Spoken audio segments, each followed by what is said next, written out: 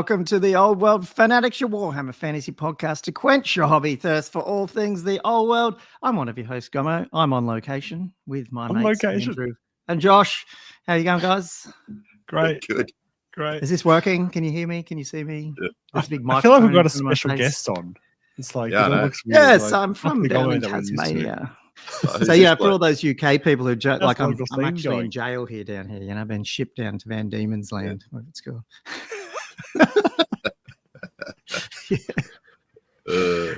It's an interesting place down here. I've only been here technically 3 times, but twice where I've actually been here for a few days.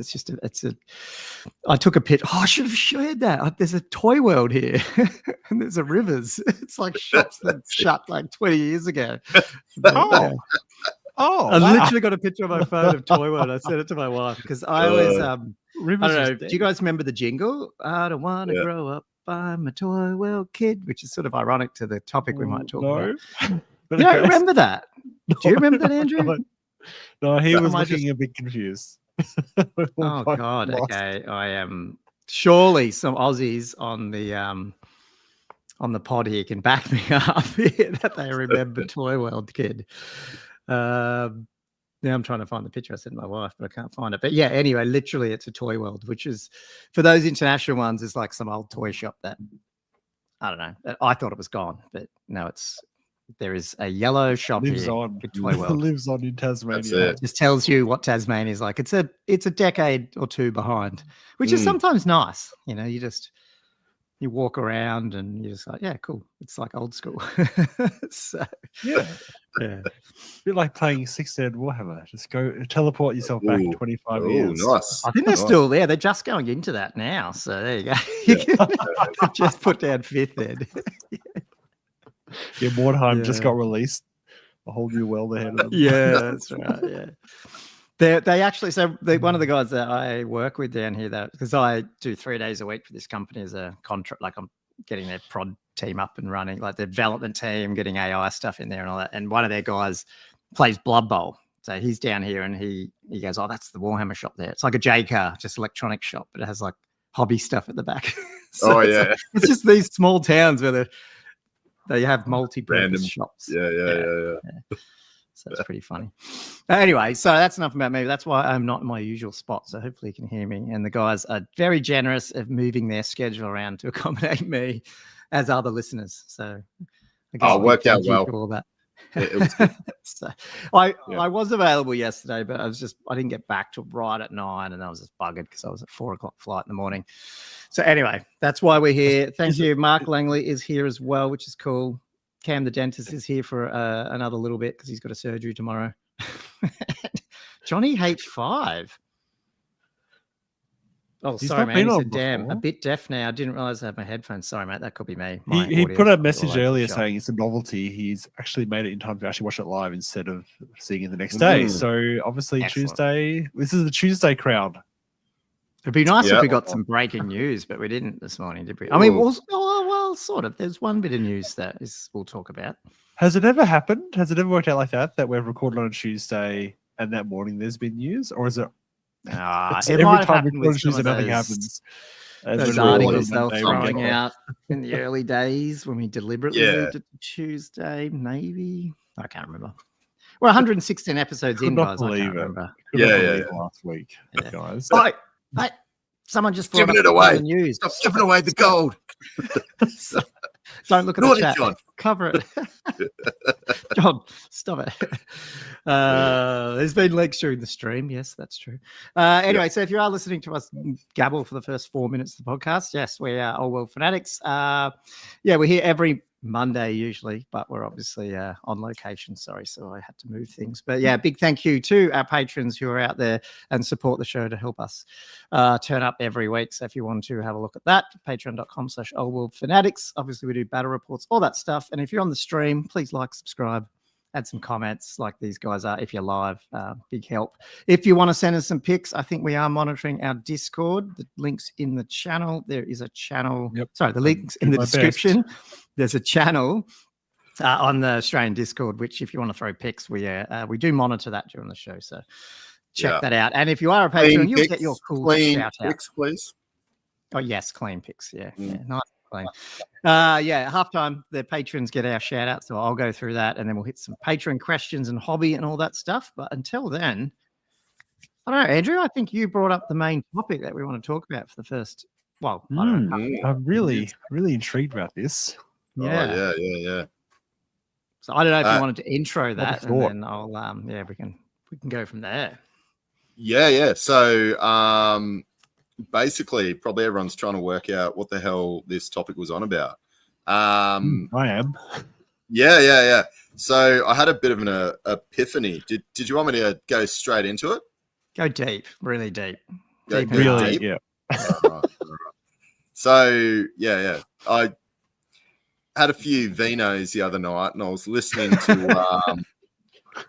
to some of my world famous Warhammer audiobooks as I do, and do a bit of hobby. And then it lightning just struck my brain because I've been listening, as you guys know, to Gotrek and Felix quite a bit. And I've gone through the whole. Yeah, it is the whole, and it's coming to a close. And yeah, I love it. I love it to death, and I love the lore. And I think it's fantastic. But lately, I've started listening to other things because, like, I was getting a bit, As in what, Warhammer stuff or just other yeah, just other audiobooks. Yeah, still nerd stuff. Still nerd stuff. Dude, and then could be possibly anything else. No. So I've been cheating on Gotrek. Heretical. Yeah, that's it. Heretical cheating. But I actually came to a conclusion, and it's actually quite true because I started thinking about it. And the problem I've got is I don't want the books to finish. I'm actually up to the last book, and this is going to sound strange. So is this the last book in like the fantasy series? Because didn't he? Yeah. Wasn't there some? Yes. Okay. In Age of Sigmar, but for me, like that didn't happen. That doesn't exist. Yeah. Okay. Yeah. That's a dream. That's a dream. We do not name that. Yeah. Okay. No, we don't. We don't. But then I started sort of like having this sort of like moral issue because I'm like, hang on, I'm 43 years old and I'm such a coward that I don't want this make-believe person in a book to possibly die or something like that, and this make-believe universe somehow end. Like it was just going to be this really sad moment.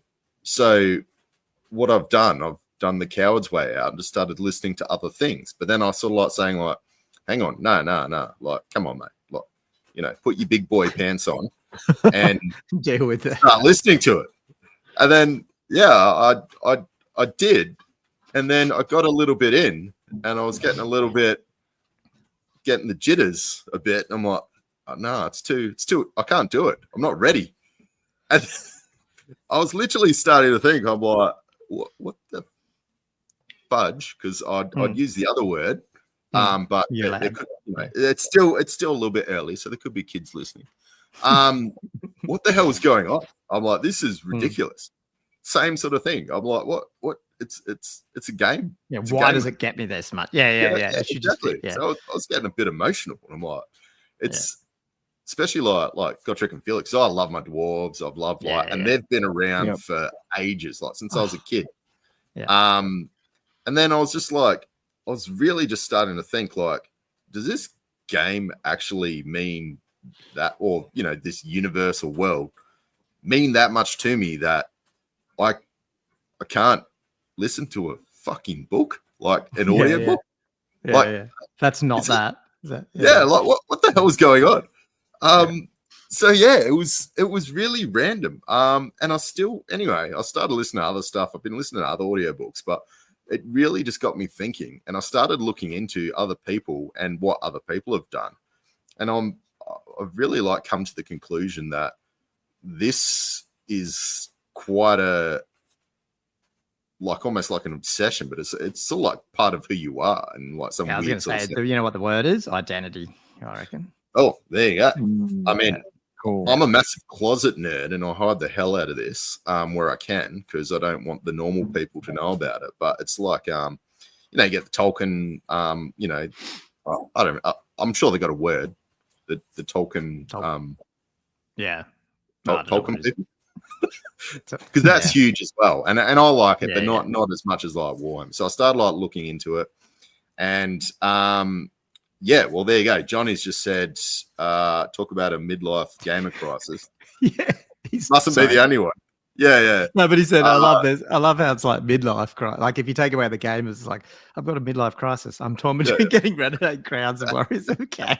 So just like it's like that's our midlife crisis. Yeah. So I started thinking about it, and I was like, YouTube channel. Cam says, good thing you don't have a YouTube channel to talk about being a nerd. That was like Josh's call last week or whatever it was about, like I was going on with how complex everything is. And then, it's lucky you didn't start a YouTube channel, a hobby on top of all the other stuff. Yes. Wow. Yeah. Well, lucky none of my friends are nerds, so this is like my safe space. Nobody knows except my wife, unfortunately. But but no, I was just gonna ask. Ask you two, and then because I've been delving into it a bit, I've actually done a little bit of exploring to see if I'm not the only sad, pathetic nerd out there, and it seems like I'm not alone in my conundrum per se. I think Games Workshop know this very well. That's why they've made $1 billion business out of it, just shooting nerds in a barrel. That's it. Because we're also emotionally invested in full nostalgia. Maybe. Yeah, that's it. They got a license to print money, don't they? So I was just gonna ask you two, like, obviously, like on more personal level, what it means to you, like the hobby, and what draws you to. Can I just ask you, like, have you got to the end of the audiobook, or did you just you went back? No. And I can't do it. You couldn't do it. He's just stopped. He's just spreading it out. Stop. And you've listened to it before, like multiple times, right? Like you finished it. So I've gone through the entire series. You've obviously, How many times? Or did you read them as a kid, and then you're gone through the whole audio? Yeah, so I read them up to possibly Vampire Slayer as a kid or as a teenager, and then I stopped. But and then now audiobooks, because they're a hell of a lot easier, because who's got time to sit there and actually physically read? I can do what my wife says I can't do and multitask, and I can listen to something as I do something else. The problem is obviously sometimes the quality isn't that good for the other thing I'm doing as I'm listening, but I can do two things at once. You made it to 43. It's obviously good enough. Exactly. Whatever you're doing. So, So, Ed, before you finish answering that question around though, like what is the book? Because I think you and me in our game last week, you said what the book was, and then I went, oh crap, I haven't listened to that one either, and then I brought up the one I was looking at, and you went, I haven't heard that one either. So I think that was the previous. Yeah, so there was the one previous to that.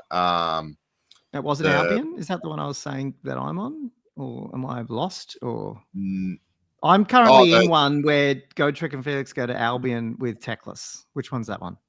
Oh no, that was ages away. That's Giant Slayer, I think. That is. So how many more do I have in Fantasyland then? Because I've missed a bunch then. There's a few, but it goes. I'm not going to have Andrew's problem for a good few books yet then. Yeah, no, you won't. Okay. It's good to know. Because I like dwarves so much, like that's my go-to. So and then this is what I was looking into as well. Dwarves are like, it's my personality trait. So I'm like a short, fat person who likes beer. Do you hold grudges? You don't seem the type of person that. Oh, you do. Oh, okay. Yeah. I got a book and I write names. No hesitation. Told you it was going to be a deep and meaningful episode. Yeah. Okay, he's going to read. I got all these strikes. So every time Gomo beats me, I'm like that. Which doesn't happen much. So there you go. Yeah. Wait, so how did you feel last time you went through it? Like when you got through that book, like Well, I think he hasn't got to these last couple. No, Have I you haven't not got to- finished it?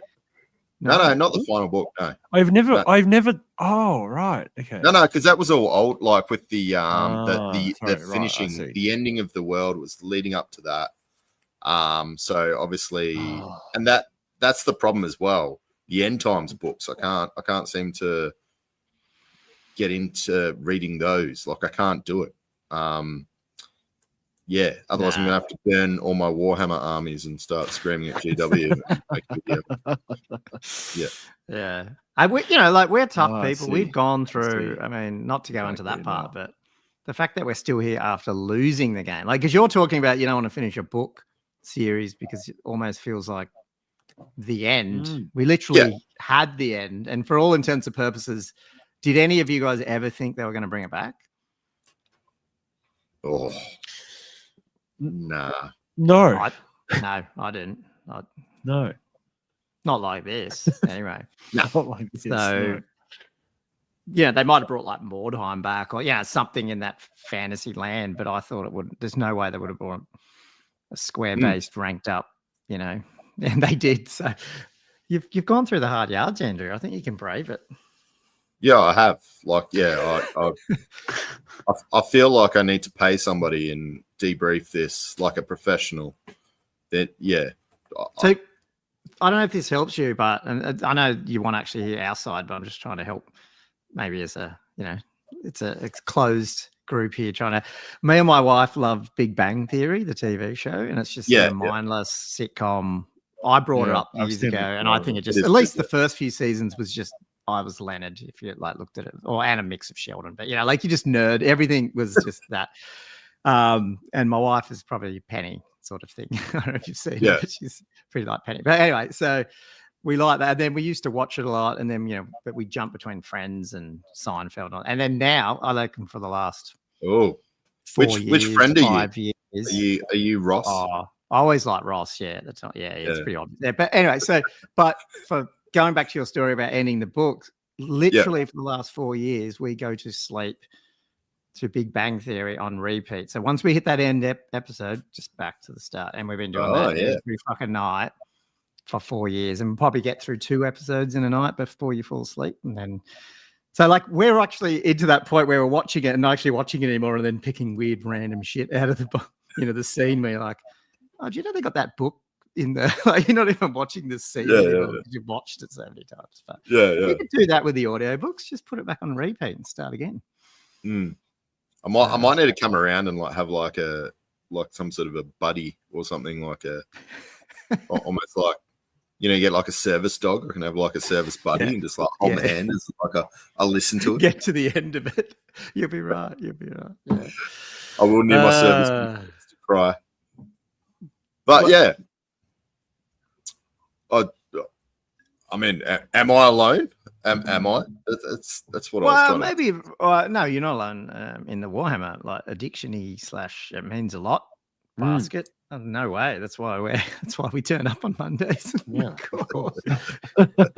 Every week. I'm just interested. I don't know. I feel like I've got some ideas about this whole psychology of it. I just ask, like, what age were you guys when you got into this? And if you're listening on live, throw your age in. Like 12? When did you actually start playing or reading or consuming? I'll say Games Workshop stuff, but Warhammer in general. So it could have been 40K, but throw us in the comments there. Yeah. So you were 12, were you, Josh? Yeah. Okay. Yep. Yeah.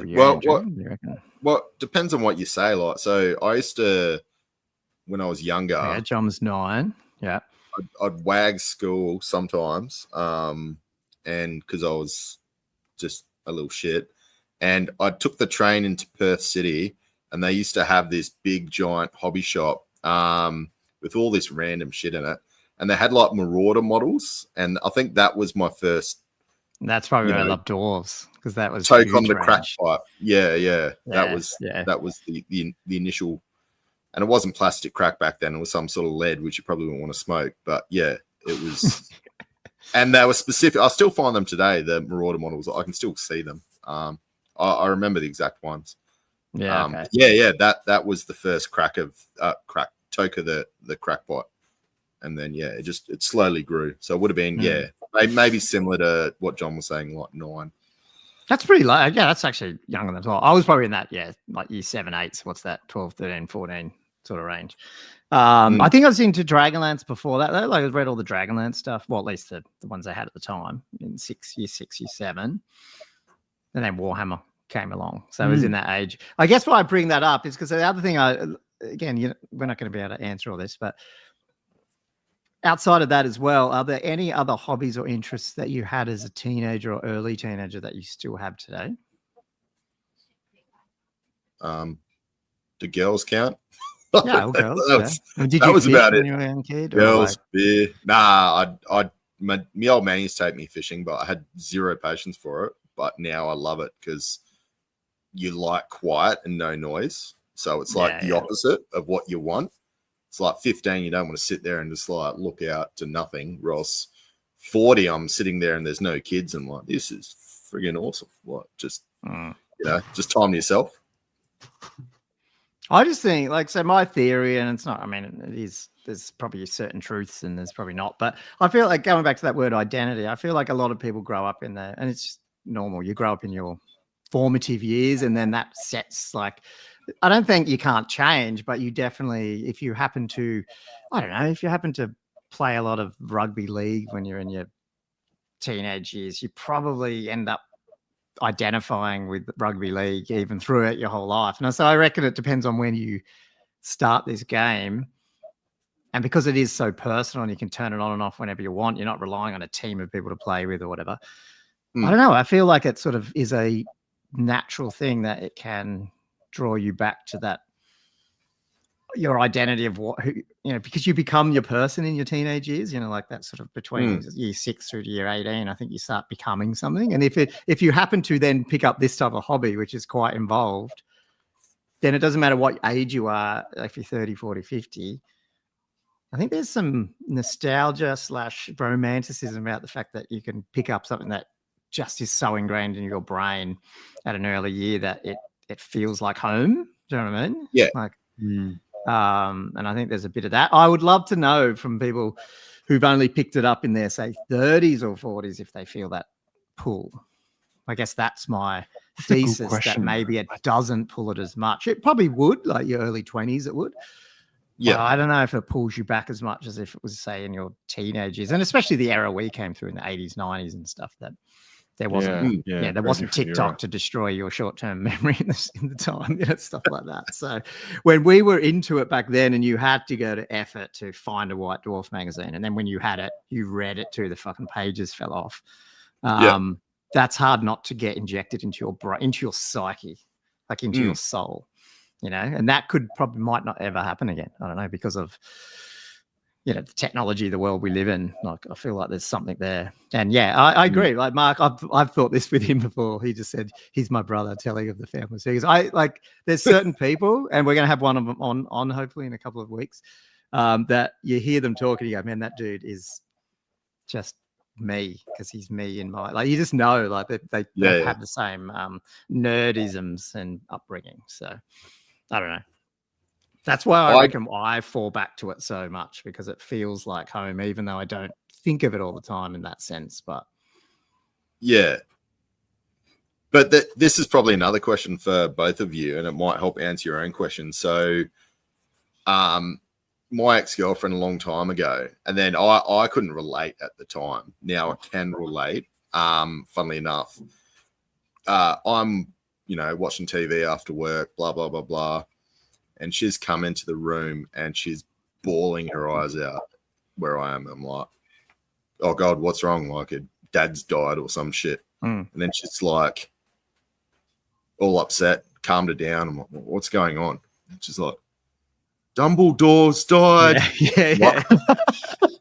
Yeah. What? Hey, spoiler. I know. And she was distraught, and like, she grew up with the books, and Dumbledore died, and she was wrecked for a good couple of days out of that. Wow. I was like, it was really strange. And for me, I'm like, well, maybe you have such a connection with these people, and these stories are like, so they do create such a a universe that you get sucked in with. That because I know he's gone. That's the problem. It's like it's like the world's gone. So it's like I don't think you know exactly like what happens. Like I'm not too sure because I haven't read the book. But I know that something's going to happen, and then that's why I'm like, oh, I just can't do it. And then this is like, it's quite a like I said. Is this so? Is this last? Because I haven't got to it. Is this like literally in the end times? The book that you're in? Yeah.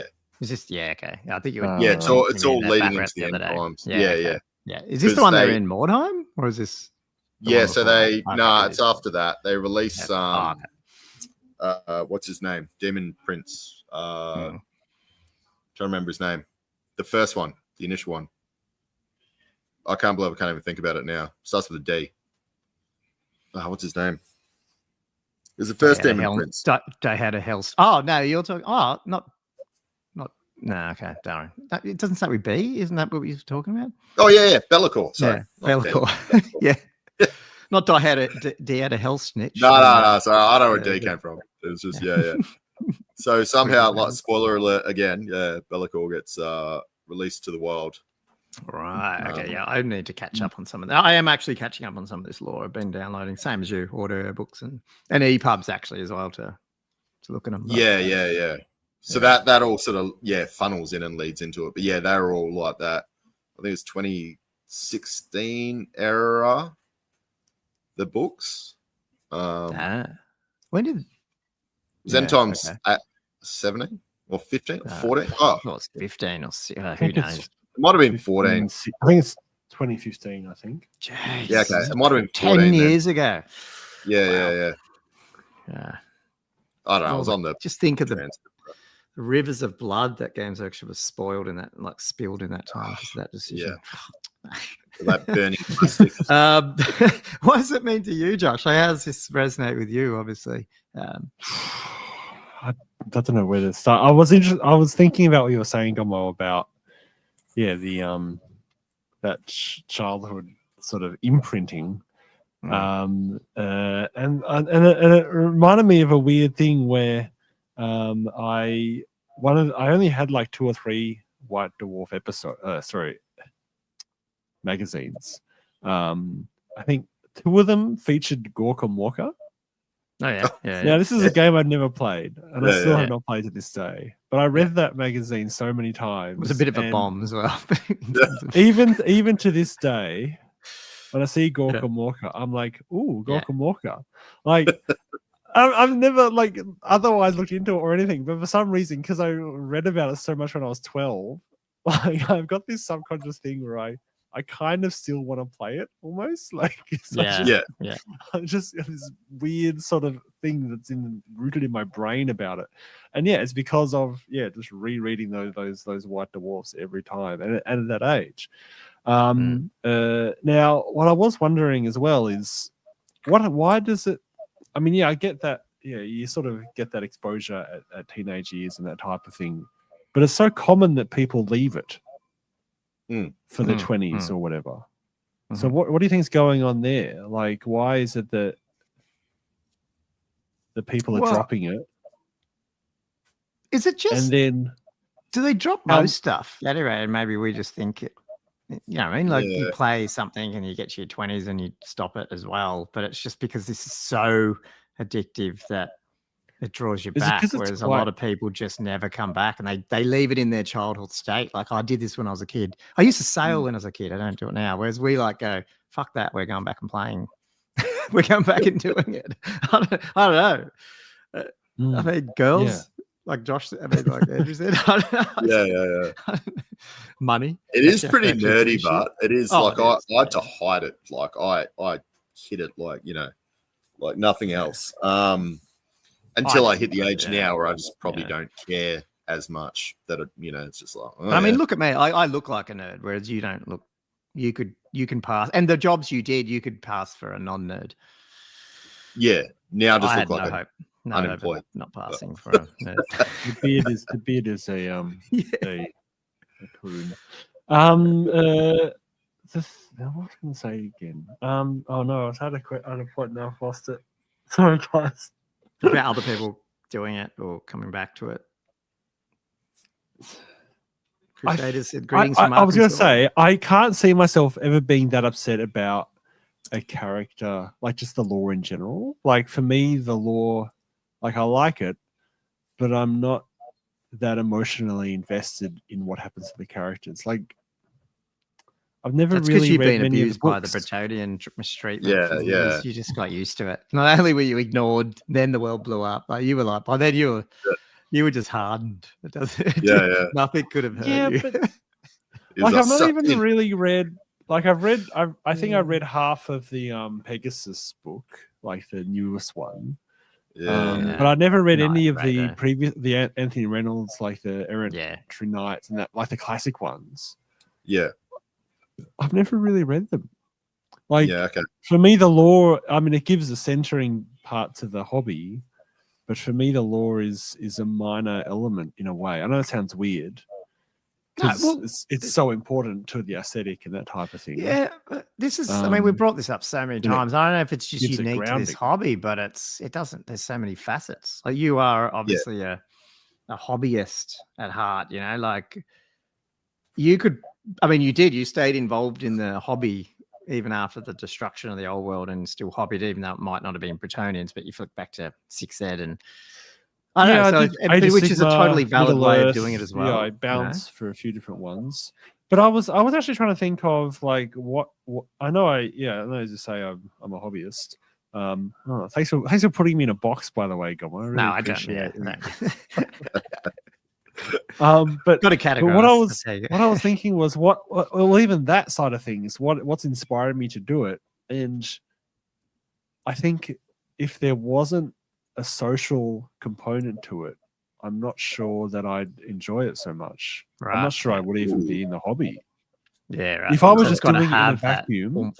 Yeah. where I was literally just building things and painting things and then putting them away and not interacting with them in a way that like I feel like I don't know. I feel like if I was doing Lego or something, I wouldn't be. Yeah, no, you're right. interacting Like with it you know or, how I said I didn't really play.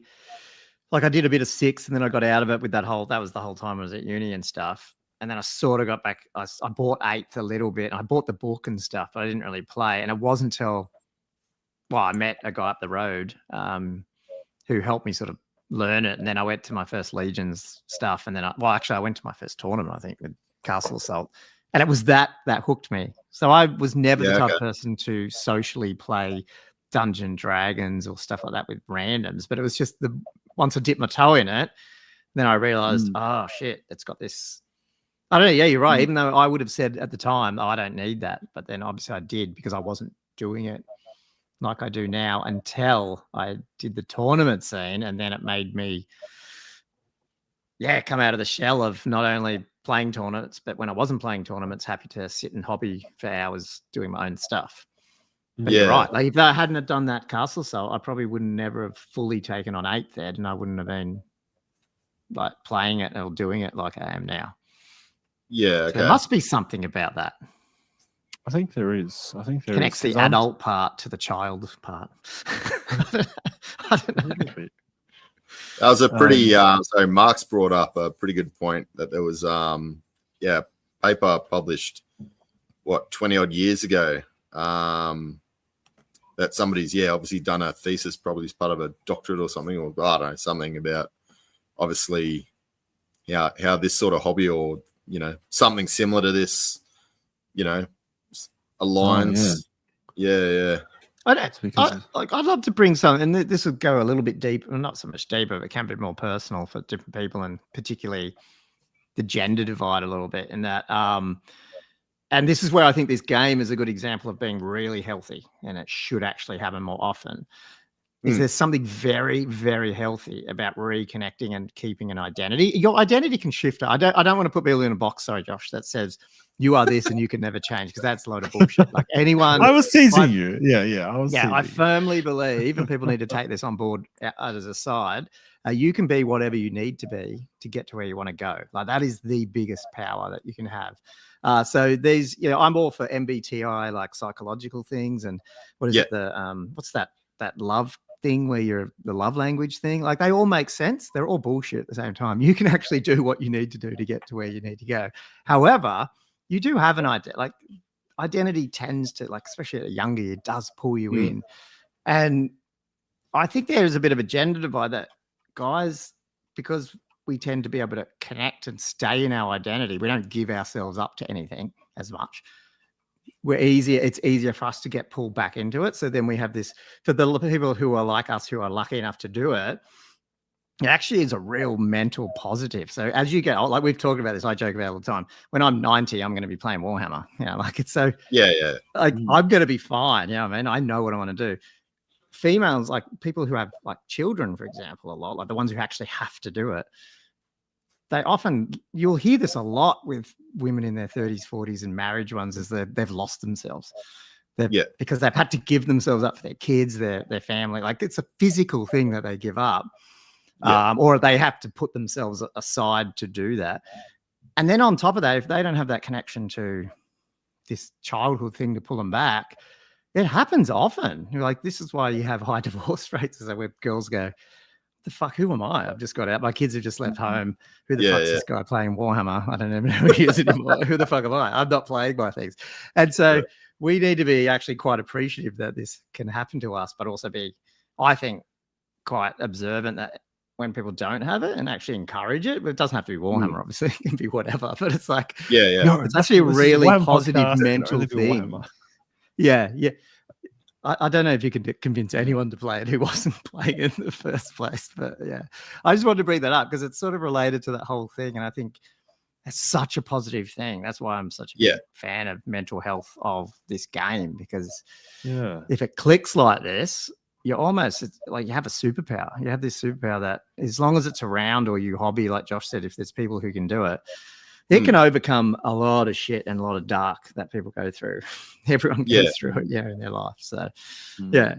I just wanted to say that because it's it's important to get it out there and make sure people understand that. I think it is a very interesting concept. I think definitely, and I think further reflection on this really sort of demonstrates that it's not so much the lore and whatnot in the game. I think everybody's here for different reasons, but definitely from my point, and I think there's probably quite a few out there, it's the way that I think, like, morally you're drawn to characters and their story.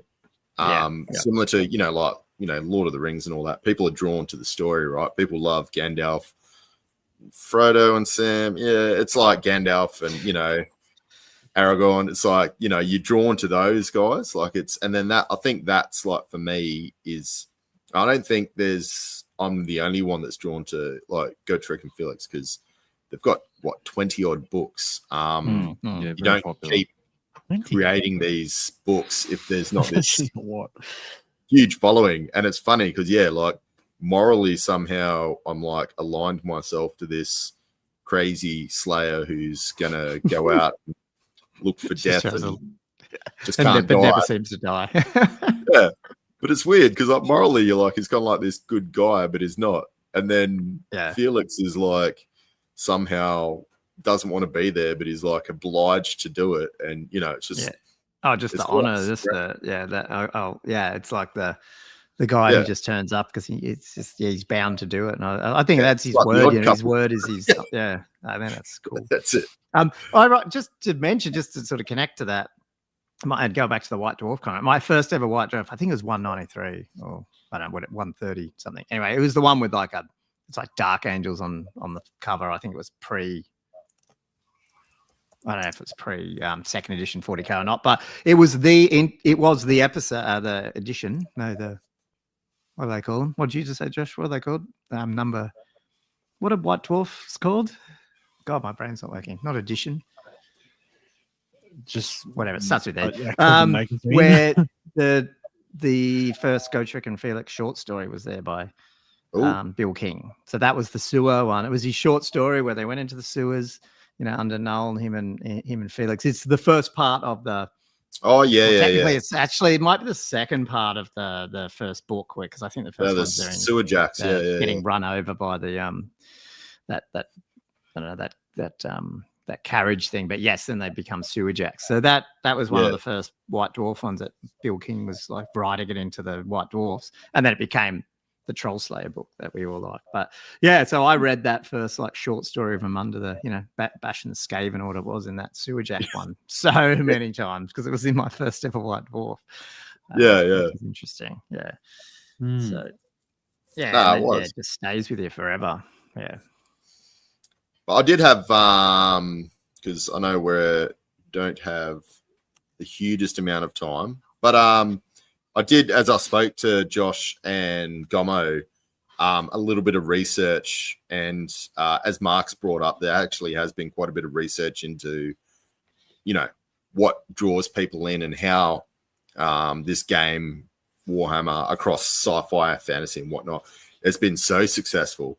And it's quite strange because it's very in-depth, different personality types, what they're actually into. But yeah, the reasons why most people is definitely just the deep lore, how deep it is. Like it's ginormous. I don't know any other, even like Tolkien, I don't think he could come anywhere near to this. I know he's done quite a bit of work and his kids have as well. But just Warhammer lore across the different universes are just huge. Oh, you mean when you add in 40k and Horus Heresy? Yeah. Not just fantasy. Yeah. Isn't Horus Heresy the right, longest right. series or something as well? I don't even know. Yeah, well, that's It must be up there. I guess by different writers, though. But yeah. Oh yeah. And apparently as well, like the creative mix of characters and races, it's not always 100% coincidental. Like they kind of, it's not tailored towards people, but it does tug at people's sort of, moral compass in a way, or not just their moral compass. But are you having a go at John there because he likes Dark Elves? Is that like a dick? No.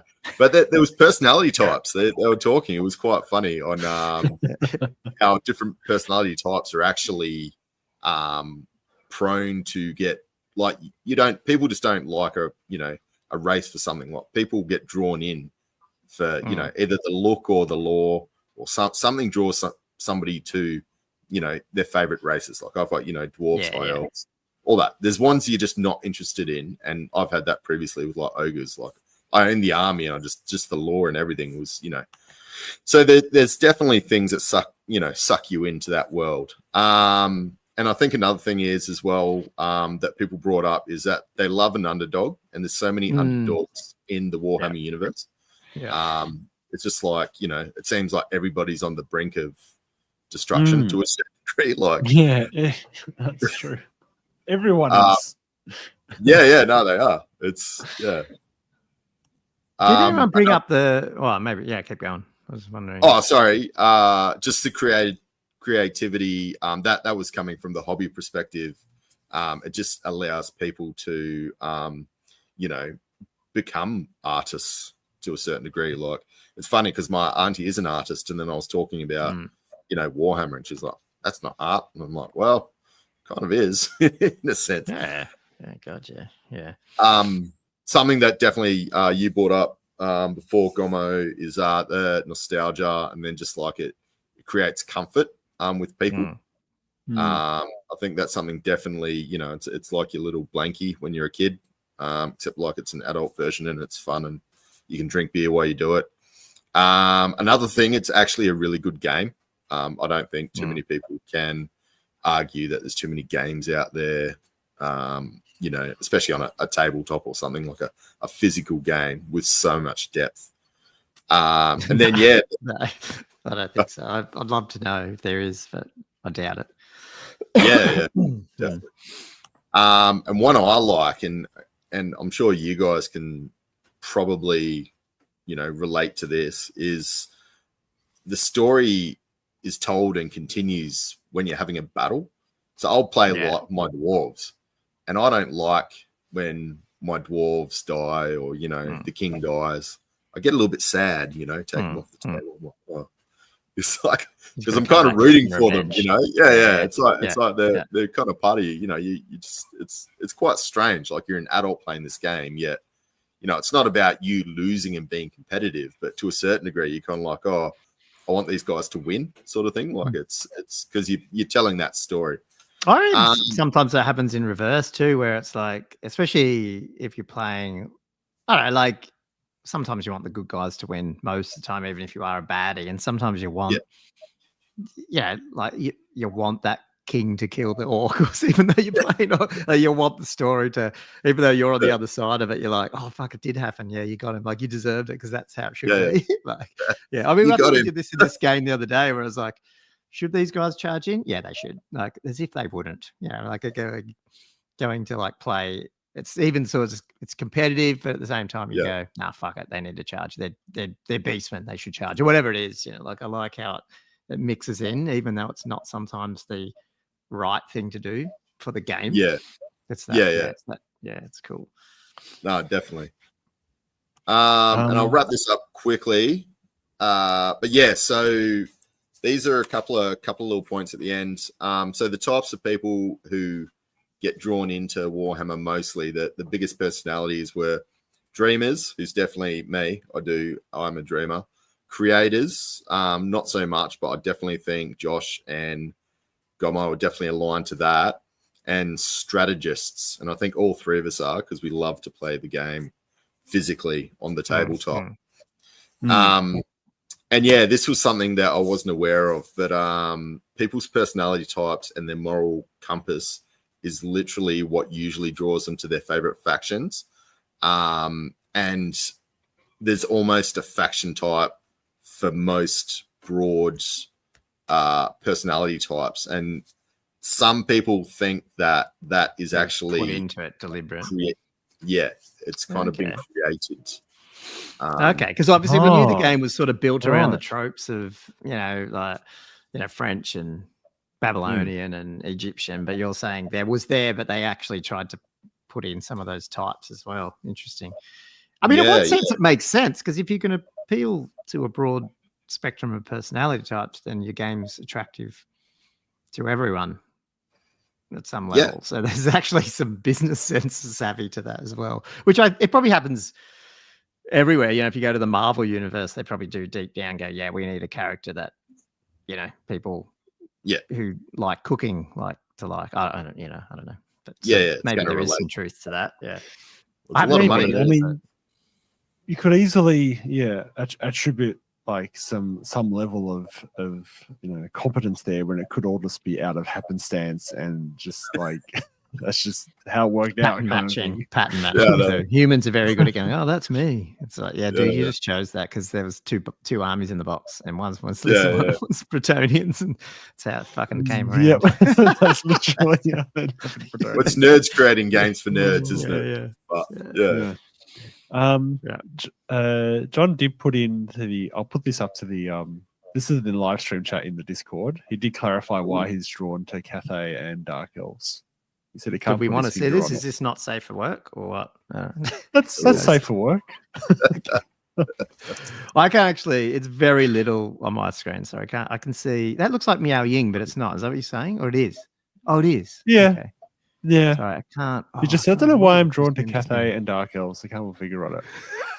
He likes slightly inappropriate. You can sexy ladies. Well, that's a personality type. Well, okay. I'd rather that than be about slavery and whatever else Dark Elves are about. Yeah. So that makes maybe that's part of it. Is the whatever people are into. Cool. No, that's interesting. Well, I guess people drop in the comments what why you're drawn to it, and go as deep as you want, as you want to leave a public comment on a YouTube video. I guess you feel free to DM Andrew on Discord as well. Send more prizes. I would love people to tell me that I'm not the only poor nerd out there who can't read a book because I know it's come to an end, and I know where the end is. So you guys knew, I told you guys this, and I've said on the pod about my daughter playing Red Dead. The same thing happened to her. You should talk to her about how she never wanted to finish it because she didn't want. I can't. What's his name? I don't know. I never finished either. The main guy, he dies of tuberculosis. Well, spoiler, he dies of tuberculosis. Spoiler alert. And she never wanted to finish it, so she just never finished. Or she did finally, but for years she never finished the final quest and just rode around and did stuff.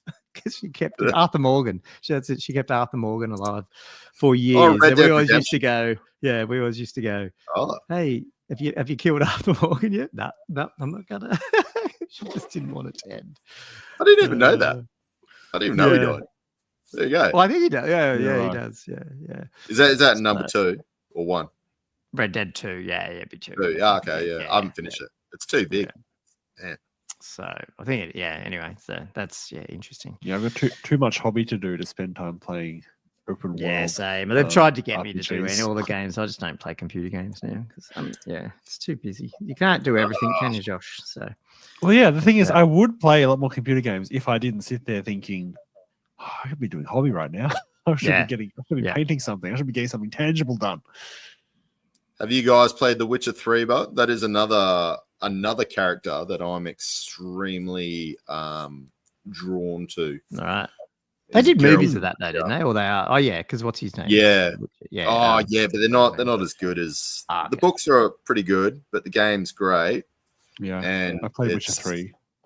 Yeah, It's Witcher 3's friggin' awesome. I actually haven't played the other two, but these I are have games played that 3 only.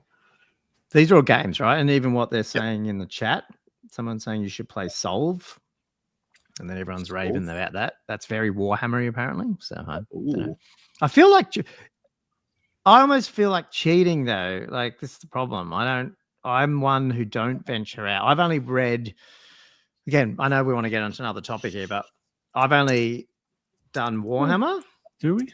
Dragonlance we don't have to, but Dragonlance is like I would say Dragonlance was first. So in terms of novel series, I actually I've fallen into the lore of Dragonlance more than Warhammer lore, probably in terms of identifying with characters.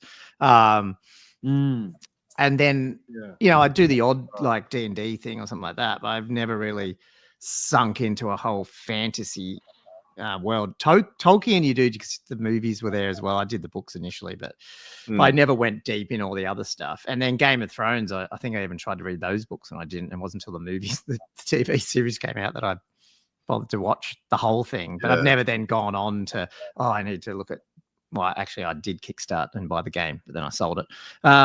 But so like, I feel like sometimes I stick to Warhammer and I feel like I'm almost cheating if I go and do another game that's similar to it. I don't know why. Cheating on myself. There's a couple of novels. I think there's that. Oh God, I can't remember what they are, but there's not many. It almost has to be like an 11 out of 10 for me to go, okay, I'll give it a go. Which is I'm probably missing out on a lot. What to read? Yeah, like series, like fantasy series. Oh, not play. I wouldn't bother doing any playing. I mean, I would like to do like.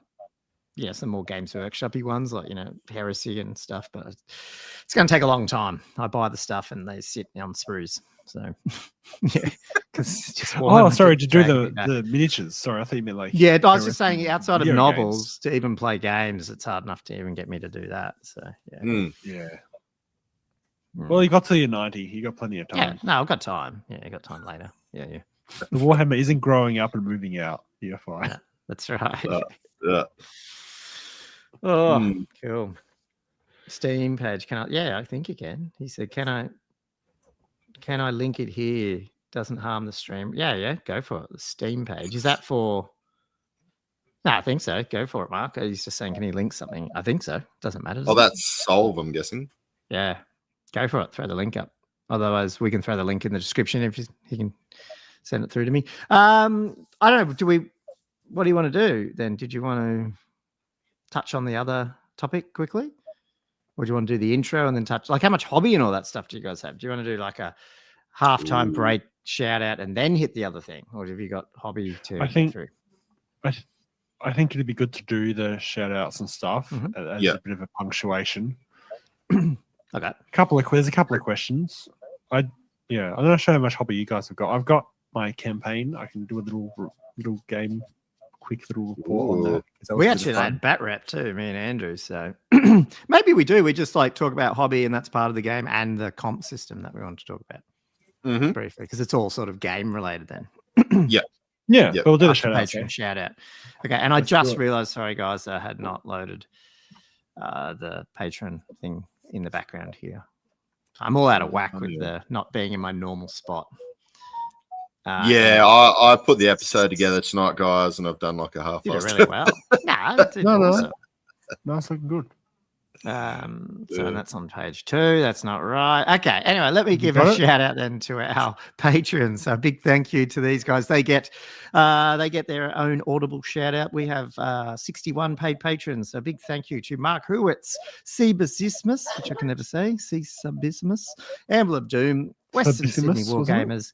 Yeah, that's right. Feud owner, Nicholas Carew. Chimichanga, that's right. Yeah. Louis. Sorry, anyway. Oh, that's Jimmy. Louis Magnolia McCallan, ASP, the Great Grey Shaman, King Pash, who is now #1 on the Masters in UK. And I think 4th in the world at the moment on Old World Rankings.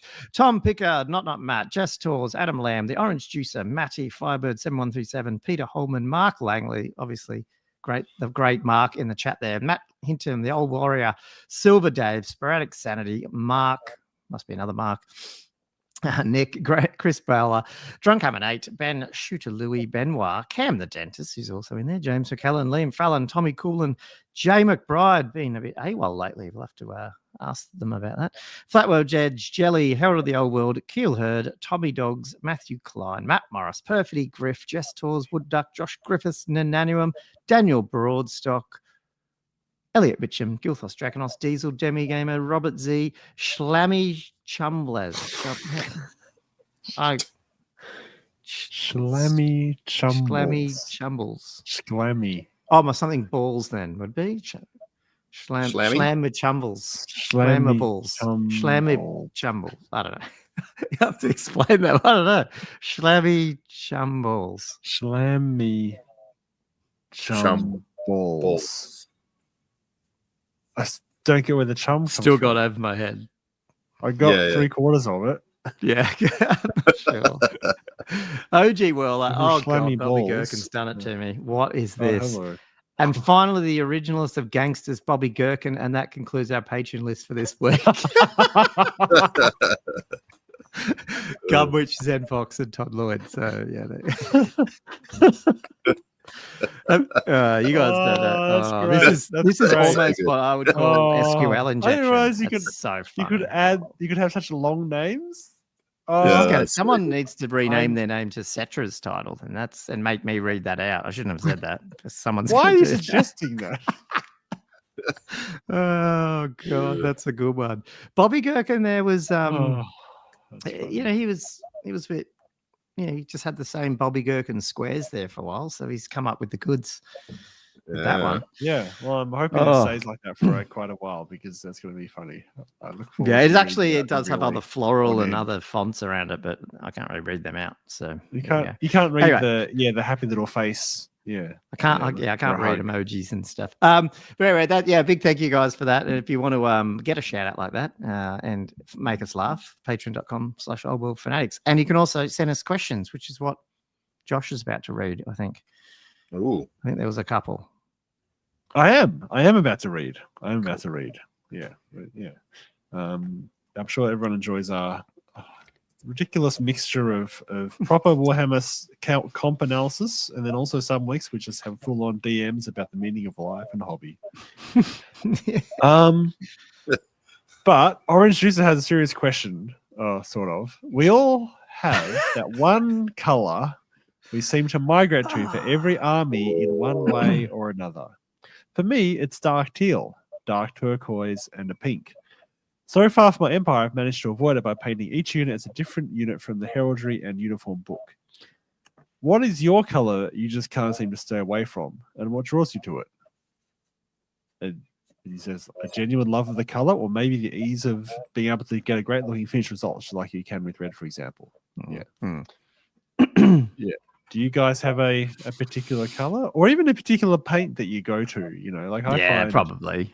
Yeah, I find there are certain browns that I really love, like charred brown, Vallejo. I love that sort of warm color. I feel like there's some recipes I have for certain colors that I typically go to for that's sort of consistent regardless of the army. I'm not sure that's his question though. I think his question is more about is there a color that lays through it all? Yeah. Like army scheme Like, are there specific colors that you prefer? There is. Ironically for me, like when I actually think of a color that is in nearly every army, it's not even a good color that I've done a good job on, but it ends up, and it's the worst color to use, and that's a yellow, which is Avalon Sunset. It's actually my Empire were done with it. I put it on my Black Orcs. I put it on some of my Beastmen.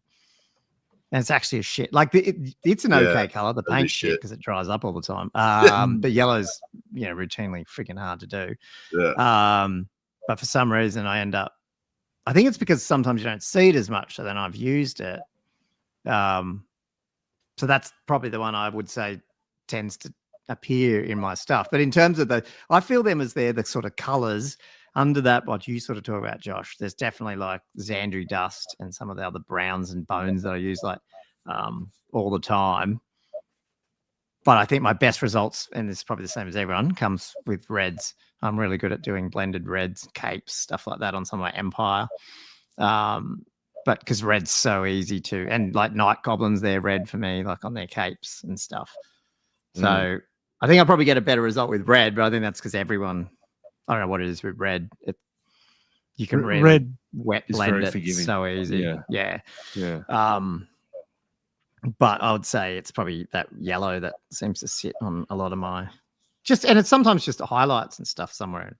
It's not like in your face, but some reason I go back to that. I don't know why, but just have. I'd go red because for some reason, and I've got 3 armies that are red, and it's annoying me because I've got so much red, is just either it's happened at a just random circumstance and I've just gone down that path because that's like the colors that GW chose for me in a sense. Or it's sort of like I did it for my undead because for me it was like, I don't know, it was just that it just seemed thematic for me for like vamps to be red. And it's sort of like that medieval sort of color. I like if you got like medieval heraldry, red just seems like a go-to. And I want to do blue because I love blue, but I've never, I mean, I've got a little bit of blue on Tomb Kings with the red-blue thing, but I've really struggled to actually have a blue army apart from Zench, which is a bit different because that's just random shit. But yeah, I don't know what it is. Yeah, my blues are struggling. I don't know. Yeah.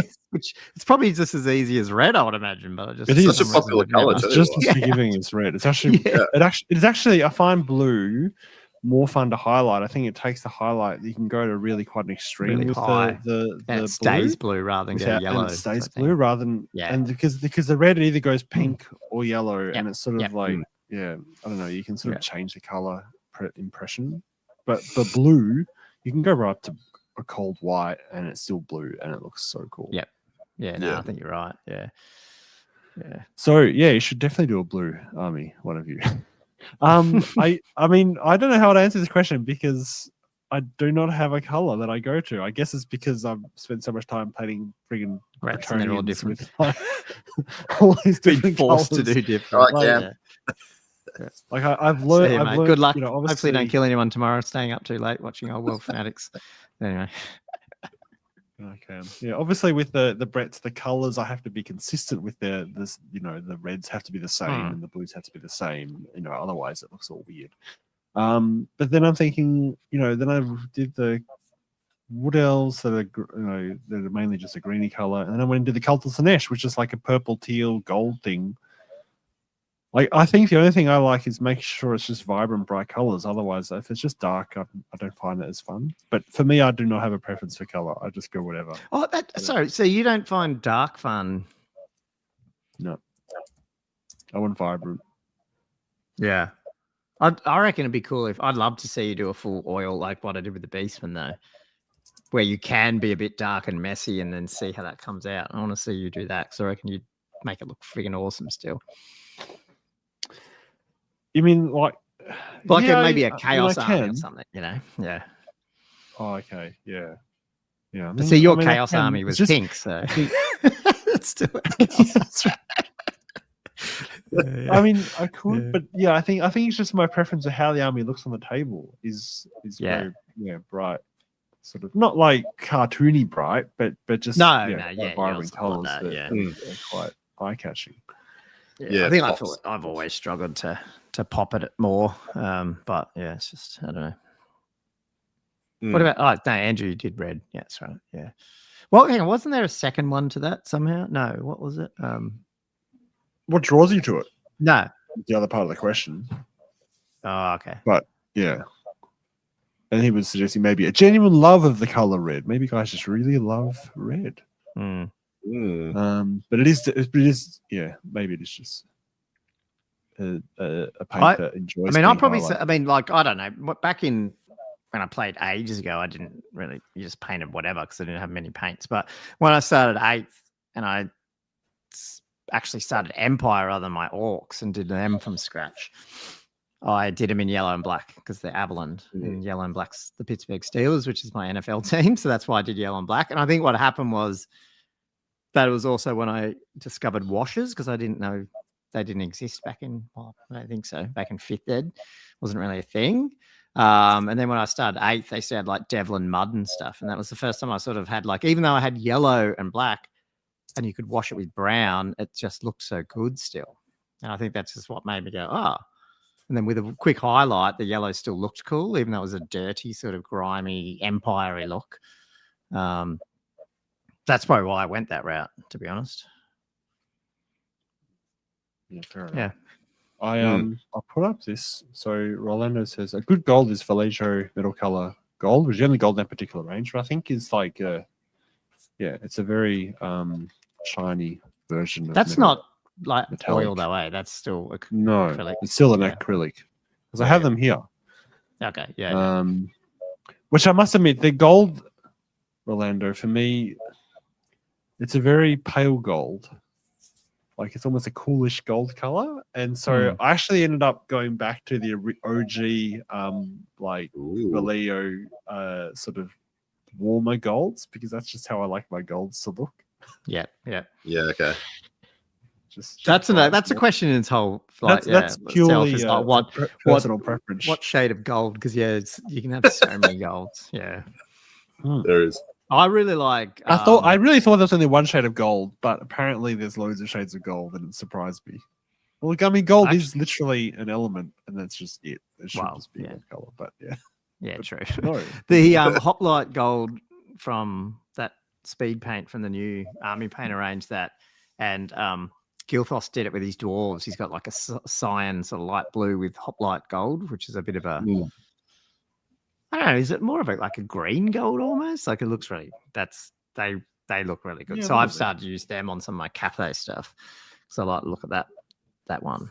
And it for a contrast gold, it actually comes up pretty good. I think I've used it a little. Oh yeah, it is sort of greeny. Yeah. Oh, have you got it there, Hoplite? Yeah, that's what I'm doing. Yeah. Yeah, is that what it is? It's a green. I don't know how to describe it. Yeah, I think it's sort of a greeny gold. Not obviously, but yeah. When you get a good gold or a couple of them, you just go, yeah, that's a good one. I'm going to keep using that one. Yeah, because you can also get really shitty ones. I feel. Yes. Gold. They're like in terms of just quality, like maybe not the color, but like like is it shining gold from GW? It's just a piece of shit. Is that the one? I don't think I've used any of GW's metallics. Yeah. I don't mind the color of that main one, the Stormcasty one that came out because I've used that on all my gold. What's it called? What's the gold that came out? Retributor gold. I don't mind the color of it, but the paint is like if you don't use it within 6 months, it's fucking rock solid. Yeah. It's just a waste. Did we not learn the other week you can get it replaced or something? Just wasn't there something? You need a receipt. Oh yeah, but I do use it as open. Yeah. Wait, so it can't be open either. It needs to be newly open. No, I'd have to. How can they tell? I think John was saying that. Yeah. Wouldn't it have to be closed? You wouldn't be able to replace the paint if it's. But wouldn't you need to have opened it to check if it's dried up? I see what you mean. Yeah, no, you're right then. I don't know. I got so many dried paints. It's ridiculous. Like GW. Even if opened, he just said, okay, there you go. If only I had some receipts. I've got dried paint everywhere. You know how you can generate a receipt? Just get a receipt from Games Workshop, put it in ChatGPT till it's changed it to fucking Hoplite gold or whatever, and reprint the receipt, like PDF, AI it, fraud it. Walk in a line, yeah, GW. Generate any receipt these days you want. Everywhere now. Replace this shit. Paint, I don't know how they're going to fraud police this on stuff. this Yeah. podcast. Yeah. It is terrible. You think for like think- they'd fix it by now. Like they are known to have shit paint, and it's just like I don't know. I don't know. Anyway, almost the same topic. Cool. It is its own topic. It's very on topic, and I'm not sure the orange juicer was prepared for us to go that deep into it. I'll do the next question. Zen Fox asks, this is relevant to the old world. So I think this is this the furthest into an episode we've gotten without saying the words the old world? I don't think I've said the words the old world. I said it at the beginning. Welcome to the old Isn't world. it in the intro? But outside Not of that, including who that. knows? Not including that. Anyway, Yeah. he says, how do you feel about how big the... Okay, this is about the match play guide. But is that in the match play guide? I didn't even know that. I'm looking at So it now. there's a victory points table that's got Sorry. Yeah, it is. Yeah, minor victory, resounding victory, and that kind of thing. How do you feel about this? How big the spread is for draws in the match play guide, particularly for games over 2,000 points, like 2,200 or 2,400? Now, I will just say, because it's really just a number. I don't know why we need the table, because it's really the spread for draws. If it's up to 2,000 points, it's a draw. If it's 300 victory points or less difference, and if it's between 2,001 to up to 3,000 points, a draw is 450 victory points or less different. It's a big jump like, as soon as you go over 2,000. It's like, what's that? Like, it's like, is that like 15%, so to speak, of the points a little bit? I mean, again, it's a range here, but it's a range which really like complicates things. Yeah, Unfortunately. It's 15 to 20% or so. Is that right? Of the army that you're playing, if you're within that range, it's a draw. To be honest, man, I'm the wrong person to ask for this one for sure, because I don't even look at this shit half the time. Like, you know how people go, oh man, the points thing, it's really hard to score an 11-9 with this. I don't even look at it. So it's probably why I'm not good at the game. Probably don't look at it. It's pretty shit. It's so bad. Like, I don't know why they didn't change it. It's like, I don't know. I think everyone that has like looked at it just is like, it's not a good system. Yeah. Well, because the other thing is it's a 0 to 6 system. That, like, you only get 3. You get draw. How does it work? What's the abbreviations again? Minor victory. Resounding victory, I think. Yeah. And what's CV mean? CV. Conclusive victory? Crushing victory. Crushing, yeah. That sounds all Games right. Workshop, Crushing maybe. That sounds like it, yeah. Sure. Yeah. So is that half the problem, though? They just don't 1, 2, have... 3, 4. Yeah, they do lean to draws over, crushing victories, don't they? I know, it just ends up... I don't know. Yeah. I mean, you've got the secondary objectives, which add a bit more victory points into the mix, I suppose. Yeah, to push you over those bounds. Yeah, fair enough. But I feel especially for low 2,000 points games, like for 3,000 point game, I can see why 450 would be a very fair threshold for a draw. But I don't know why. Well, 2001. The issue points. Yeah, it's 2,000. No, it's pretty close. The issue too is it's not so much. It's like half. Oh, I guess that's fine, but half the. How does it work?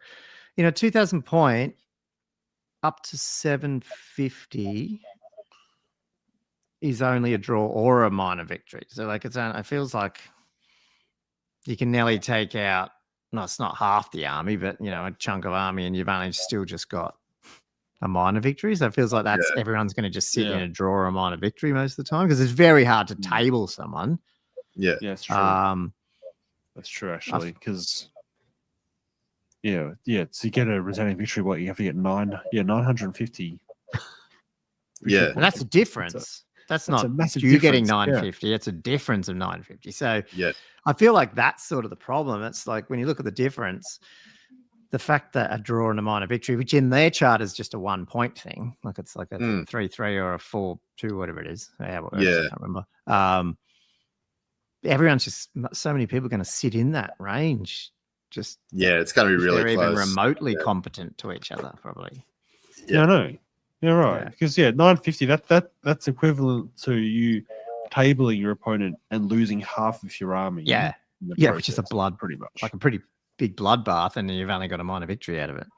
Yeah. Yeah. So I don't know how they've. Yeah, I agree, Sean. I don't know. They've just these steps are not. Yeah, it needs well a bigger thought spread out. in points. Yeah. You know what's really annoying? I'm not saying they use old world rankings for this because it probably doesn't have that info, but like when they brought the match to play guide, they had a lot of opportunity to like just do the math. Like, I don't know, like go and download BCP, the last, 600 results of stuff, put it into their equations, go, yeah, that our system would turn out to this. And you'd work out what is a fairly fair algorithm. I mean, you've actually got results to plug it into and then go, yep.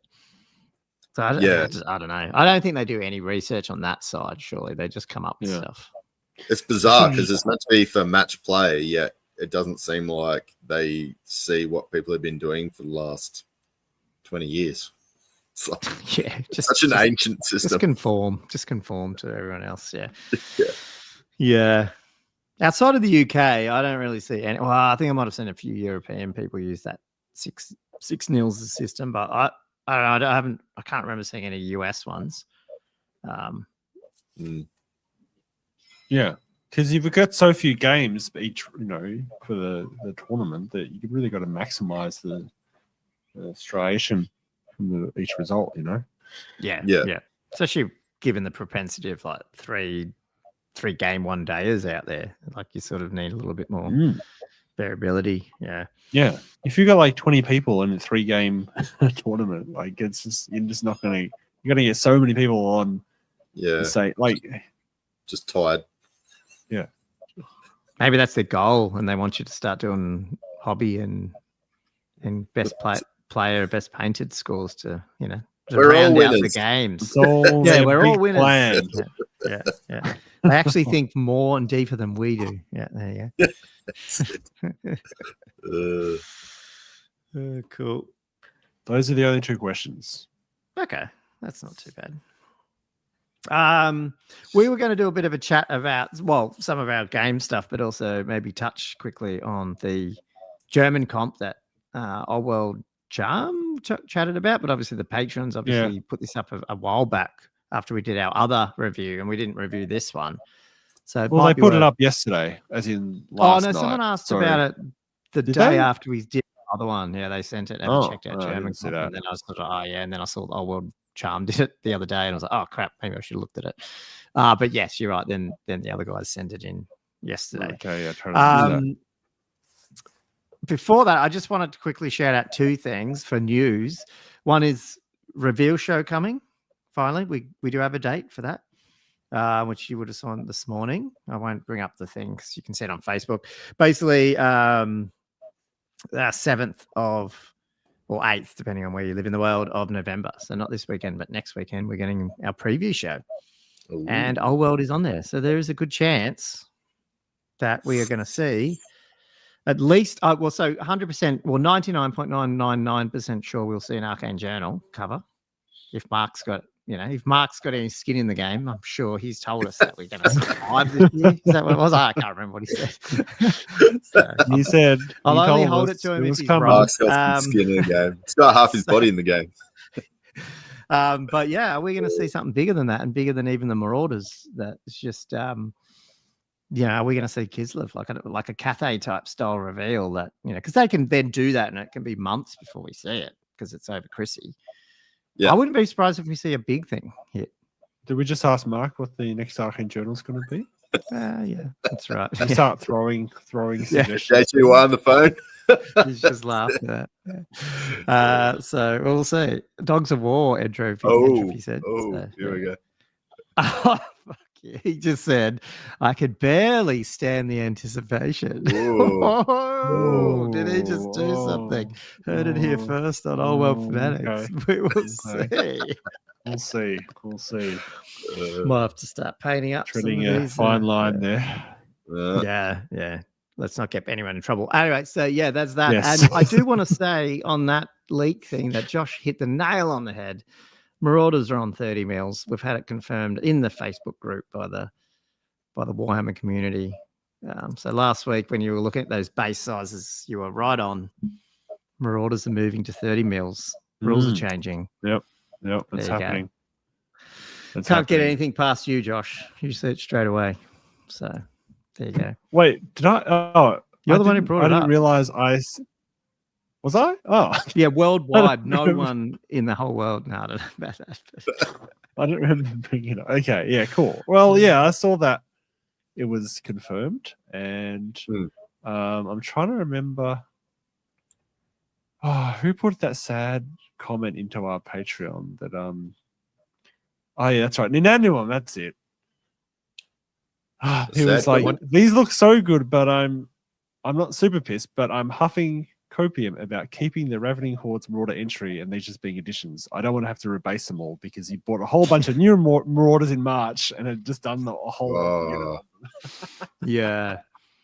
That must be so awful. I'm sort of hoping they'll at least be dual, like there might be 25 or 30, do you think? Yeah, well, I did that with some beast stuff. 30. Well, that's more characters, but yeah. It's more characters and monsters and stuff that's had different releases. Yeah. Good luck fitting those big ones in a 25. That's the new ones. No way they look like chunky boys. Yeah, they do. They look bigger than the Knights of the Realm. And the Knights of the Realm only just fit on the 25s as it is. So yeah, I doubt. Oh, you were talking about the Foot Knights, is that what you mean? Yeah. Or... right, okay. Yeah. Yeah, they'll be chunkier than them, wouldn't they? Just because of that would be how they all their furs and regalia. Yeah, because the Knights of the Realm, they're on the 25s, but they just fit. And then so is there any other units aside from, because I know that the Marauders used to be on 25s, they stayed on 25s, now they're on 30s. Does that mean that Ungors and Gors might be going to 30s when they get re-released? Ooh. Don't tell me that. Probably. Gors, Ungors are pretty tiny. They'd look crazy if they're like. But I could definitely see Gors. But I don't know. It's weird because the Bestigals are already on 30s, so they probably would. I'd say Gors, but I think Ungors no. Because Ungors are more of that skinny, humany, night goblin size. So yeah, true. Just surprised me that they were already on 25s to start with. They're Gors. Yeah. Were they on 25s? They're on 25s. It's just the Bestigals on 30. Yeah. Yeah.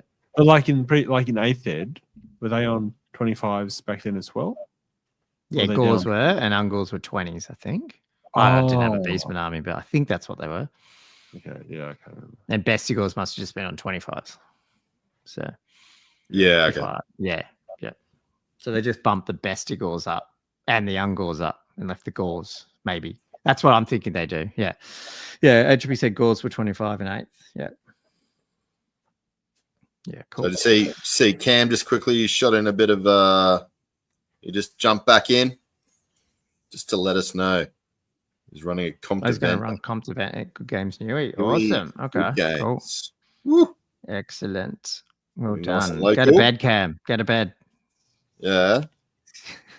Always worry about these people who like Joshua are medical people. And I don't know. I couldn't do it. Like I'm the wrong teeth out. And the worst thing I do is do some more syntax errors in my computer program.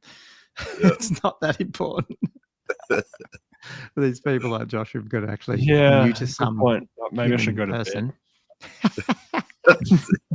It just makes me worried when I go to hospital. I'm going to start asking that. It's pretty low probability, but I'm going to start, especially around Newcastle. It's not. I'm going to start going. What's that doctor's hobby? Because I want to know. Because if it's anything related to tabletop gaming, I'm going to another doctor. Yeah. What were you doing last night? Yes. You have a Yeah, or podcast. podcasting. Yeah, does he run a That's- podcast? What time do you start? Were you podcasting last night? Anyway, cool. Where do you want to go from here? Do you want to touch on this comp stuff? We've got half an hour still. Or do you want to do some mix it into the hobby? It should be clarified for me. Ungors were 20 on 20s and 7th and Oh, 25 what? and 6th. Oh, That's what I was confused. Shit. 'Cause I thought they had were the on mixed- 25s. Yeah, they had the mixed unit still in 6th. didn't it? Ooh. Yeah, they did. They did. Yeah. Oh, okay. So they weren't mixed anymore in 7th? I don't know. I can't remember seeing him in 8th mix, but that could have been no one took him. I have no idea. Yeah. Maybe they just had different bases, but they, okay. Yeah, because you could do a mix in 6th. Yeah, so they mustn't be able to mix them anymore after that. Yeah. Ew. So did that mean they went back to did they go back to 20s in 8th then, or am I wrong? They're just always 25s. Maybe they were always 25s. No, I think they went 25s down to 20s in 7th, and they had the 7th book in 8th, most of 8th. Oh, they never got an 8th book. Yeah, they didn't have an. Yeah, you're right. They didn't Oh, have an yes, 8th book. right. Yeah. Yeah. Yeah, that's right. And then I also had a question that was a bit ridiculous, which I don't know why this begs a question, but can Josh desex a dog of war? And like depends does what you that mean? define as a dog of war. Aggressive dog. What? Well, I was going to say, do you want? I have no idea, but the question would be: do you want a dog of war to be desexed? Is that a good or bad thing in terms of making it more warlike? I don't know. So that's a philosophical question. Yeah. No idea. Oh dear. Might don't know stop why them humping, but I think that I was going to might say, be- if it's a female dog that goes to war, you probably do want to desex it. If it's a male one, you might not want to for its aggressive attack No. behavior. Yeah. Yeah. But, Right. yeah. As much testosterone in the mix as possible. Mm. Cool. I don't know where we're going Question anymore. just left us, totally stumped. I'm going to bring up The this awkward quickly. pause. We are not going to go through this in massive detail like the other guys have done in some of the other podcasts, but I think you guys want to you cover a brought it little up. bit of it. Nice. So Old World Charm I've did got it on one a screen. 2-hour episode on just the first two and a bit pages of this. This is how big this comp is. So it's the Germancomp. It is From big. LD3, and I just realized now that I've maximized my window, I can't actually control that PDF, so that's not going to work. Hang on, Oh, no. just because the way I don't have all my million screens here. I can do this, but let me just. I can't Did see you want you. me guys. to No, bring I've it got up, it. or- No, I you're just can't see you guys now because I'm just looking at the PDF. It's just where it's too small if I'm looking at the StreamYard video with the sharing. So now I'm just looking directly at the PDF, but now I can't see you. And I can't see the comments, but that's okay. You guys can read it out. So if you're going to check that out, we'll leave it the notes in the show description, but our patron said to check out what we think about this. Having looked at it, and I agree with Old World Charm, we probably should just skim Restriction Pack and the Game Changer Pack. They're basically like 3 sections or pillars, they say, to this comp, and you can sort of pick and choose what you want. And then they've got a whole pointed pack where they actually adjust stuff. So the restriction's more about, it says it here, improving external balance and cutting spam and stuff. And then the Game Changer Pack is actually getting rid of those silly, stupid rules or like trying to buff up, like by changing a major game thing, buffing up a faction or something. And then you got pointed ones, which a lot of the time it's about just giving free command points, like group points and stuff, or weapon upgrades to weaker units to try and improve that internal balance, you know what I mean? Which is a good, I like what they're trying to do, but this pack obviously changes, a lot of the game. I feel like if you just pick the first 2 options, you're not changing too much in terms of how you make an army and stuff. But I think with pointed packs, you probably, it starts changing things with the internal balance a bit, which is a good thing. But it's just, whether or not I don't know. Like, have you guys delved into this since we got it yesterday? Or I went through, had a look, especially like you said, the first bit. I did have a look like at the rules as well. So between the restrictions and the rules, and then kind of had briefly looked at the points changes and briefly looked at the scenarios. But basically what we're going through today is what I mainly looked at. Okay. So what time are we at? Because this will be even this, like, because of the font size. There's a lot An here. hour and a half in. Yeah. Yeah. Okay. So there's a lot. There's a lot. It's actually quite in depth. Can I just clarify? Right at the start, it says that you can build your army on Old World Builder with these Germancomp. Is that right? Because I just went into Arm Builder and I can't see. I mean, I don't know if it's a different section. Oh, hang on, where does it say that? Oh, here. So Just I below the thought there box. was a thing that you like patch the JSON. But I don't know if it's okay. you open up the command console and do it or something. Because I mean, Oh, so it could be something to do with that, but I'm not 100% sure. I've never done it. Yeah. Oh, like a custom data set or something. Yeah, basically. Yeah, but I haven't done it, so I'm assuming there would be a way. But yeah. So yeah, restriction pack. So let's just smash through the general thing, and a lot of this is sort of what they set up here is used. Just click 9th Age in Old World Builder. Yeah. So 2,000 points. So it's basically, they've set 2,000 points now. Allies, grand. Yeah, I'm not even going to through this crap, but like they're basically chosen the grand melee and combined arm stuff. They might have made a few changes on it, but in terms of like combining those two match play structures, they've just said use that. For models with a base cost of 5 or higher, max unit strength 40, and then regular heavy infantry. I'll just read this first bit, and then we can talk about it. Regular and heavy deployment. Yeah, sorry. Yeah, maybe deploy maximum of unit strength 12 wide, including characters. Yeah, so in deploy, this is heavy. Unit strength 12, including characters. And if you're monstrous cav or monstrous infantry, it's unit strength 5, 15 wide. So like an ogre unit can go, 5. Okay, 3, 5, and a cavalry unit can go 7 wide. Oh my god. Okay. Yep. Why do all of these simple maths starts becoming? If a unit can be taken in multiple categories, it's the strictest one applies. And then this is where it gets a little weird. The 0, not so much for this bit, but as you go down the restrictions, the 0 to 4 units with the Fly X special rule and 0 to 4 war machines or models that use war machine shooting rules, bolt throwers count as half. So like, for example, the Sky Cutters are here technically classed as a war machine for this thing, but they're only half a war machine. So they're actually using the Fly X and the war machine as like I know they haven't said it's like Swedish comp, but it sort of is a bit like Swedish comp, where it's like you got points to spend. You got 4 points of fly and 4 points of war machines to spend. You know what I mean? And then you could choose. And what we'll find as you go into these faction specific things is they just I shouldn't say randomly, but they're assigning those 2 point systems to just different units. So, which I don't mind. It's sort of easy, but it sort of begs the question. So you're just dragging it. I don't know. Maybe Swedish becomes easier in some sense. What's that thing about? Sorry, the Lady Duchard. Each count as half add dot units half for the additional, maybe. Oh, additional units for the 0 is this fly. a draft. Like that's actually it made my head spin. It does read additional a bit units. Yeah. For the fly restriction. Okay. Yeah. Yeah. So maybe well, let's just iterate one back and forth with each of the factions and smash it. So I guess what do you think of the actual general ones generally? Like to me it's okay. It's just I like that they've sort of limited fly a little bit and that they've limited the max model thing. The other ones I'm not too worried about. I guess and it says maybe deployed max is deployed.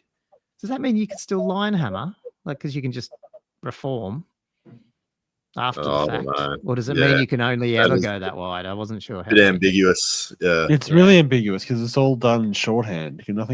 This hasn't been written out like in a more thorough way to me. So I'm assuming it means Germancomp. So that I wonder if the language translation, screws that around a bit. You know what I mean? The Deutsch doesn't translate over very well. But surely you think like a lot of people in Germany would talk. Have a pretty good They're just wondering if how you when you say deployed, they might mean like arranged max of US unit strength 12. Because it feels like I don't think the game's broken because people line up in 200 wide or 20 wide shooting units as such. Like that's not really what breaks the game. Yeah. But I can understand people capping just width in general, like throughout the whole game. Like that to me makes more sense. But yeah, it does. A little bit hodgepodge. Anyway, we better smash it. So, Brett, do you want to do the Brett one?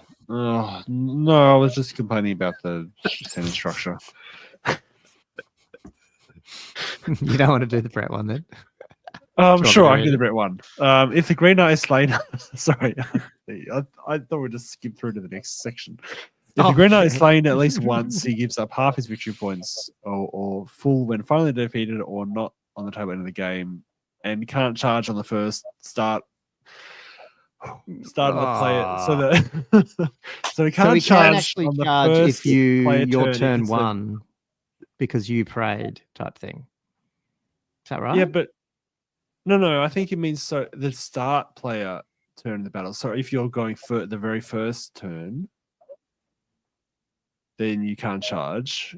But if you're going second, you can. That's what I mean. Sure. Don't Bretts usually go second? Yeah, almost always, unless you're exiles, right? So does that matter? Oh my goodness! I get the VP thing, and the Green Knight counts as additional unit for the 0 to 4 fly. That's fine. Yeah, so this is where it gets a bit weird, where Green Knights, the additional, 10 and a flyers, Yeah, Lady Duchard, Virtue of Knightly Temper on a Pegasus, on Duke, Baron, each Peg unit over 4 models, and every full 6 Pegasus Knights in special, each count as. If you actually go back and sorry, I'm going to gripe about this because now this is how I read it or how I interpreted it when I was listening. The old world charm dudes were sort of complaining a little bit. I wouldn't say complain, but one of their gripes with the old Swedish and stuff was this other point system outside of points. You're doing too. And then when they were going through this, I didn't hear them. Maybe they were probably complaining about stuff as well, which is fair enough. It's quite complex here, but I just really don't see the difference. This to me is actually 2 types of point systems because now I have to count fly ones versus other ones. If they just agree, you've got 8 Swedish points to spend. I'd rather Swedish points at this point. I agree. Yeah, definitely. It's just simpler. Even though it's balance. Yeah. Gomo, we got the number 4 player in the world currently joining us as well. Oh yeah, awesome. He doesn't seem too happy with it either. He doesn't. Just because you can't see the comments.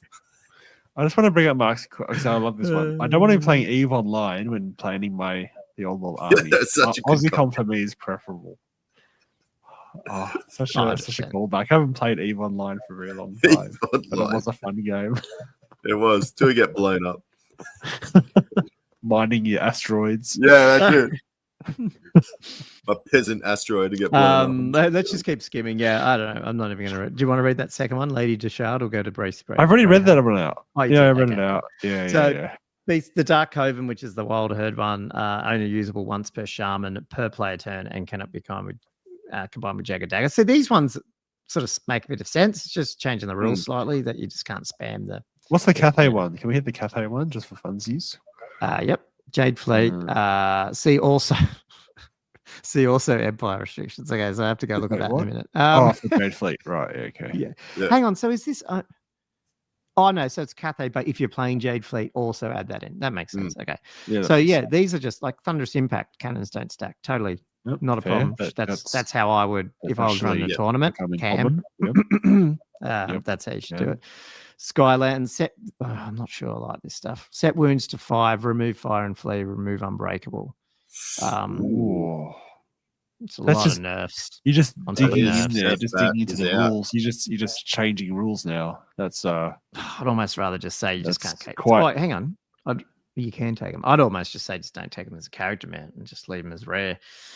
Yeah, you want to light touch. This is a very firm touch. Wait, so this is the first pillar as such, or the second pillar? Yes, this is the first pillar. Yeah. We're still in the first pillar. Oh, okay. Yeah.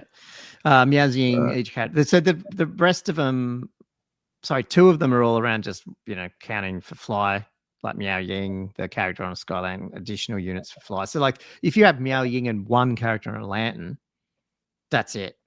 Because they count as, you can only have 4 flies and each of them count for an additional one. So therefore you can only have 1 of each and then you're done. Yeah, but Does the character on Skyland even need that anymore now that it's no longer unbreakable, can't fire and flee, and it has less wounds?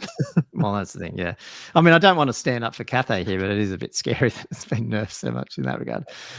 Change the army comp to require 33% core again. So then not on top of that, you've got the worst core in the game in terms of options, not the worst core, but, in terms of you only got 2 options. Yeah.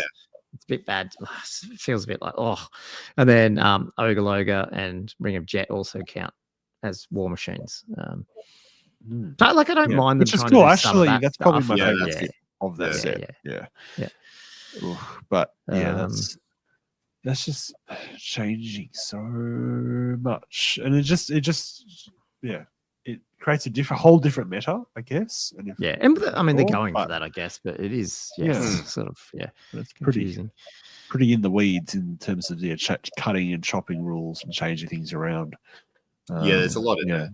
I feel like with any comp, you're aiming for the lightest touch possible that still results in a novel and enjoyable meta. And this is the issue. Like I keep going, and people have asked about this with old rankings. This is like for tournaments actually listing the comp that they're using, and I was hopefully doing that through AI rather than me manually doing it because it's a bit hard to work it out. But it's almost like you got to start doing it because, like, if you're trying to find a list, the lists are going to be totally different if they're using this versus something else. But can we go to the second pillar as such? See what the second pillar holds? Straight to the second pillar. They just skip. Yeah. Well, I don't know. Josh is pushing us along. I like it. I'm pushing. Yeah. Okay. Game changer pack, fixing game problems and rules holes. So basically, use the Renegade pack. Is that all of them? 1, 2, 3, 4, 5, 6. Why don't you just say use the Renegade pack? I thought for a second they were That's true. He's listed them out one by one. Yeah. And therefore, you'd That's think interesting. maybe there's one missing, but there wasn't. Yeah, just being thorough. Okay. So regen. So rule changes. Regen cannot be used against wounds lost by unstable. I'll give that a tick. Characters can choose to use Monday weapons, even if they're equipped with a Dragon Slayer sword or Burning Blade. So you can pick any other weapons beneficial, or you can drop to your mundane. It says mundane too, not just hand weapons. So that's cool. Yeah. So you can go great weapon. Does that mean you can have any magic weapon and use in mundane, or is it just specifically the Dragon Slayer sword or the Burning Blade? Like, it just seems very specifically written. Yeah, I know. It doesn't say hand weapons. Comp needs clarification. Needs an FAQ. We need an FAQ on the comp. Fair enough. I agree. It's I don't know actually. Now, why don't they just say you can choose to always use mundane even if you've got a magic weapon? No, I think it's specified because it's a flaming attack one and the Monster Slayer attack one. Yeah, and with no AP and stuff, whatever it is. Yeah, or strength as user. Is that what it is, or both? I can't remember. I think they're both. Yeah, I think it is. Yeah, that's crap. Yeah. It's only got Monster Slayer. Yeah. Yeah, they're only useful in the right circumstance. Yeah. Characters that move. This was actually confusing when I heard it. So let's see if it does. Characters that move through the ranks must move into a rank in base contact with the opponent, or cannot move through ranks. No second rank. Note that the character itself doesn't need to be placed in base contact. Is that just? I just feel like I just had a rush of words roll over me. I had rank, character, too late for this shit. Rank, move, and then I'm none the wiser what you just said. It's like the FAQ or errata where it talked about saying that the fighting rank is, it's a it's not the actual fighting it's like rank, it's not it's not the actual fighting rank, but it is the fighting rank, and you're like, what the fuck did you just say? That's it. The fighting rank that's behind the actual fighting rank. You're just like, what? In other words, if you're not in the actual fighting rank, you just created this new term. I guess they're saying, and maybe this is because there is 2 fighting ranks or 2 ranks as such. Now people were moving characters into the second rank by making way, and now they can't get hit or something. Oh, I can't. These are so long. Oh, interestingly, if you go a little bit further down, all infantry, including charging infantry, can use press of battle, so they're fighting in 2 ranks. Including monstrous. Charging including infantry monstrous. press of battle. And then the +1 attack from frenzy always applies, not when they were charging. Yeah, they've reversed that basically. That's good. I like that one.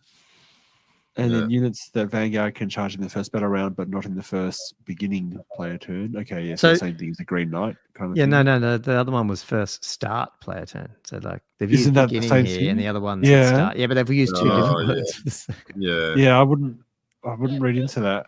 I would not read into that. What's the difference between start and beginning? FAQ time. Yeah, the dictionary. Oh man, I mean those are I think those are Spears rules. improve their AP by But- 1 in the front rank if charged. This is all So right. Azrael Okay, Spears interesting. AP2. All trolls. I All like this one. All trolls trolls have have extra extra attack? attack 1 and And stubborn. I like that. Boo. Just adding rules in, like this is like sure, but I think they just should make more. Again, I'm now making stuff up, but all monstrous infantry just have stomp 1 again, like they sort of did 8th. That would be cool. yeah, All ogres have was MR1 fun. and regen 6, except the ogre loader. Bad ogre leader. why can't the Omega have that? That's They're probably just because it conveys the MR. It's probably more the MR1 thing, is it? Maybe because you can't just. It makes it a little harder to shoot off the cannon. What about my maybe? Chaos I don't know. Dwarf ogre leader? Like that's racist. Yeah, but you won't have many of them because if you go back here, well, maybe that you will. Chaos Dwarves have additional Yeah. fly restriction for tough 7 or above. interesting. So again, hang on now. If that's points, I've missed. Where's the game changer? Here we go. That is it. Oh, hang on. There is some faction change as well. Yep. Grail Reliquae has unit strength 6, and if the unit has a Grail Reliquae, the whole unit has the blessing of the lady. Ooh. I mean, nice like that. Little blah. That needs to happen. The lady. Right. Cast Demons, the Demon Prince, and Heralds have access to magic items. Units have access to magic banners from the rulebook. I like those things because Chaos Dwarves, Cast Demons are a bit limited with this, and they can only ever take like one of those gift things and stuff. That's sort of like half the time they can't even use their allotment of points. It's a bit annoying. So this gives you a bit of that. So they don't have access to magic items. No, they've got their own ones, but they've got there's only like demonic 4 gifts or something. And isn't then it? the way it's worded, it's like you can't have more than one, because it's the same magic category. So therefore, you can only have one of, say, one of their that's items. what I was wondering. Like, what's the point allowance? Even Like, in Renegades. Oh, I don't know. Don't know about that. Maybe they did change that. I'm not sure. Yeah, okay. Yeah. Oh, So they do have a point allowance for magic items, but it's just limited to their magic items, basically. I think so. Yeah. Okay. Yeah. Something like that. Anyway, I can't. Yeah. Yeah, right. And there's only Demon Prince Heralds here. Like the greater demons can't do that. They're just leaving it how it was. Yeah. Dwarfs, models, and shield wizards have a unit strength 4, so we just buff that up a bit. And then Slayer hosts may field up to 6 Doom Seekers and inherits the special rules of Royal Clan, which I think is the +1 strength on the charge or something. Is it? Yeah. And extra magic, 25% or 25 points extra. Ooh. Yeah, good point. Yeah. I think. Is it the other one? Yeah. I think there's some other Royal Clan ones, Like but the probably rich unrelated. ones. Yeah. Lizardmen get this scaly skin, light armor, armored hide thing. I didn't pick up on that, but the issue there is they usually had heavy armor, but with light armor, then they're able to pick up some of those magic items to get them back to a 2-up save. I think that's what that thing was about. And then Apotheosis spell can target, I don't even know what that is, target units of the monster troop type, but will only restore 1 wound. Oh, okay, that's a wounding thing. Okay. Can we? Is that one of the high elf We're going through each one of these. spells? Oh, just a couple of these. Yeah, that's it. And the Skaven, I'm assuming they're allowed to take their demon. And obviously, this is this. Yeah, that's Oh. right. So Yeah. Oh, hello. That's pretty good. this is clever. What they did is just basically let you have the Demon Prince of Nurgle in there without wings. So Yeah. basically, you can then field your Vermin Lord. I like what the they did there. Vermin That's Lord. cool. I got a They didn't Vermin have Lord. to make up an doing entry. nothing. They just said, Ah. bonk. Right. Yeah. That's good. Yeah, Yeah. cool. Yeah. Yeah, cool. Okay. Nice. And then Sister the Thorn may choose their spells from the chosen law or the Lord. So they just reversed that Just errata reversed the now that FAQ, thing's shit right? anyway. So I think that's fine. I Yeah. mean that FAQ probably does need to be reversed, but yeah. Yeah. Right. Okay. Last pillar. Pointed No, pack. I think, I haven't even looked at it. This is, how many pages is this one? We're not going to. Well, what is it in essence? it's 2. Though? So is Yeah, it? Whoa. Okay. There's a lot there. So fixing internal balance, have fun, guys. So pick And one of what your is this factions. mainly So, point like- changes? So Brett says set points cost in Knight of the Realm on foot for command Great Weapon to 0 and for Great Weapon and Shield to 1. Yeah, Wait, sorry, does that mean all the command is 0? Yeah, there's lots of commanders 0 for Oh, like. there's a lot of So if you- commands 0. Yeah. Oh, Yeah. yeah. And also, if you're taking, you can basically take great weapons for free as well with them. So they're basically just some of the options that no one takes. They're just giving it to you for free just to see if they can. I mean, lots of the mix Realm up the are pretty balance. good as it is, but okay, sure. Yeah. Right. Oh, there's so many of so these. Bloodherd yeah, get just more straight up magic changing items. Points. That's cool. Cygor goes to toughness 6 and 180 points. That actually might be useful. That one. Oh, Dragon Ogres to Shaggoth up to 6. Add troop type to Behemoth. Tough I'll take 6. that. Behemoth. Oh fuck! I didn't know it wasn't a Behemoth. So I might have been screwing you on some armor pen stomps there, Andrew. I just thought it was a Behemoth because my one is so big. No, it's not a Behemoth. Oh yeah. No, it must have been a monstrous creature. I don't even know. I So, thought like I thought the Shaggoths are already undercosted and kicks ass. So you're just going to buff it up some more. he's pretty shit, wasn't he? He almost died. He almost died to archers. Yeah. Warp Gauze. Yeah. Okay. Cool. I mean, let's just pick some other ones that we like. The Castor Dwarfs. 4 one's pretty good. Oh, yeah, The yeah. the Fireborn with the 5 Yep. up wards, pretty cool. Cool. Against- Would that make you take them? Yeah. Nah, because I think they're very tough. They're monstrous infantry too, aren't they? Is that those dudes? Yeah, well, maybe with the because they got the monstrous infantry buffs. Oh, true. Yeah. Yeah. Uh, Yeah. What about the dwarves here? So what's this? Set point costs dwarf was all these died, command group to 0. So basically, bit cheaper to take any of these units to 0. I guess that helps, but it doesn't mean you're going to run long beards if you weren't going to run long beards, probably. Yeah, I mean, they're still pretty good if you take them if you're going to take them. Set points of upgrades for special rules from the wilds and wards of Grimnar to 0. Is from the wilds, like wards of Grimnar is from the new one. Is from the wilds new one as well? Can't remember. Not sure. And you're getting buffs on these slayers already. I like it. I'll take that with my new slayer army. So Yeah, definitely.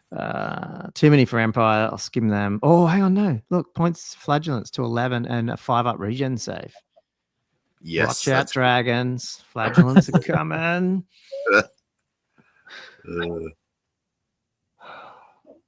I'm just skimming as I go to see if that. Oh, high elves. Anything here, Andrew? That make they're bringing some stuff Seaguard to ones. There's a war. bit of sea garrison going on. Yeah. Oh, the commander goes to 3 wounds. I see. God don't need a buff already. Top tier. Commander, change wounds to 3. Oh. Yes. Stormweaver has Lily's blessing. Yes, that's good. Reavers to core. Tyrannok chariots to special. Yeah. Oh. 25% core. That makes Yes, sense. that's awesome. Yeah, that's awesome. Shuration Wars and sea garrison. You just get all Yeah, the it's pretty free good. upgrades. Yeah. And the Merworm gets Swift Stride. That's good. I'll take that. I wish Dragon Ogres got Swift Stride. That would be good. They're a bit overcosted. So I think Germancomp's pretty good. Yeah. Should must have done admit- this. Yeah, I don't Oh, disagree with he's many the of these best one. changes, but it's just so yeah, it's a lot, many. isn't it? It's just a Yeah, Look bit. at the there Orc is. and Goblin one though. Arachnarok down to 260. Because isn't it like 310 at the moment or something like that? It's good. That'd be cool. I That's didn't a realize good one. Well, There's was so Cold many. Knights didn't have scanner charge and stuff. Like that's, Which one? I think Dark Elves, like the Cold One Knights, didn't have counter charge. I didn't realize that, but they've given a counter charge to this one. I don't have to go back up to it really. It's okay. Mm. But yeah, there's so, So many little many. things that they've changed. and I love how they haven't decomped vamps. I guess this is not decomping here. It's just actually buffing up stuff. So I love how vampires just have one rule because everything else is good. Yeah. So, There's no nerfs really. It's only buffs to bring stuff Yeah. up. Yeah. Yeah. Oh, wow. Right. yeah, I mean, the Ghoul King improving weapon skill plus regen of Ghoul Kings, Vargeist, Golf, and Cryptoris by 1. It's very good. So would you rather, how am I going to say this? Which comp would you rather play between this and Aussie and Swedish, and which one, in theory, in a perfect world, and which one do you think is practically most likely to get taken up by the community? Okay. Because I must admit, having read through it, like I was initially sort of like, oh, what on earth? But getting to the end of it, I was like, oh, this is actually. I don't know if this answers it, but this is probably a better game. I feel like if I don't play, like once a quarter, go to the, one day or whatever like that. I feel like for that, I'd rather play Aussie comp or something that's just easier for me to just like digest. But if I was a very competitive player and I was going to a lot of comps, maybe this type of stuff is needed because it just mixes it up and you're not seeing the same friggin' top list all the time. Well, it's done a lot of work to improve internal balance, Yeah.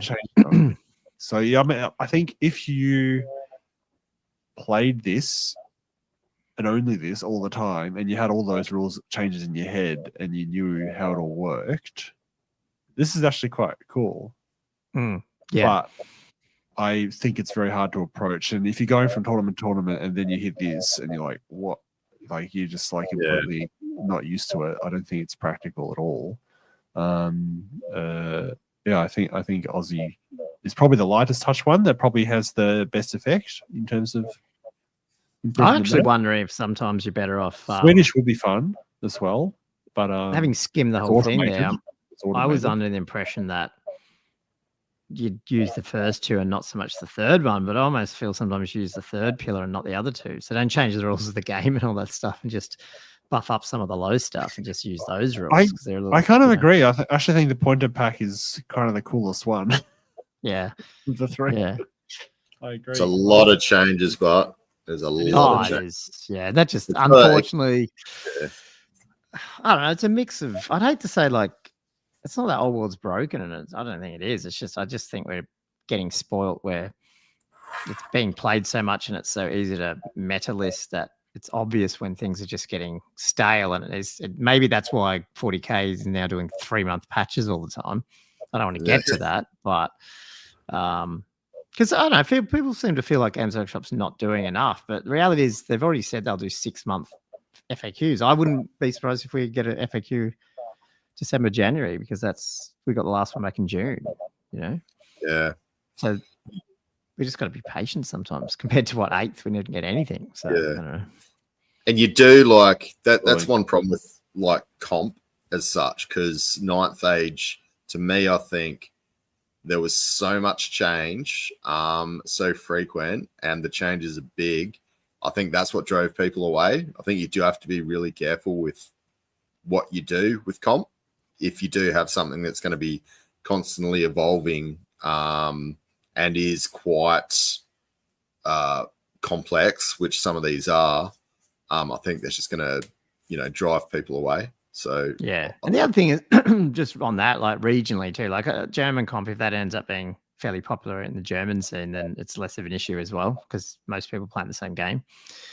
Between regions, bit of annoying, but I mean, it's not like people are traveling. I mean, maybe they do in Europe more, obviously, but here, do we really care what they're playing over there versus us? Like, yeah, not. So no, yeah, but it's more about what would be appropriate to adopt and looking at new, interesting ideas and that kind of thing. So I need to find this link. Oh, okay. Yeah, we'll put the link here in the show notes. Someone just asked about where's the link. And John said, this type of comp is going to be regularly updated. Lol. Oh, is he saying, is that sarcastic then?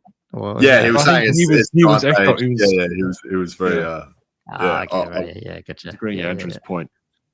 Yeah. Constant changes.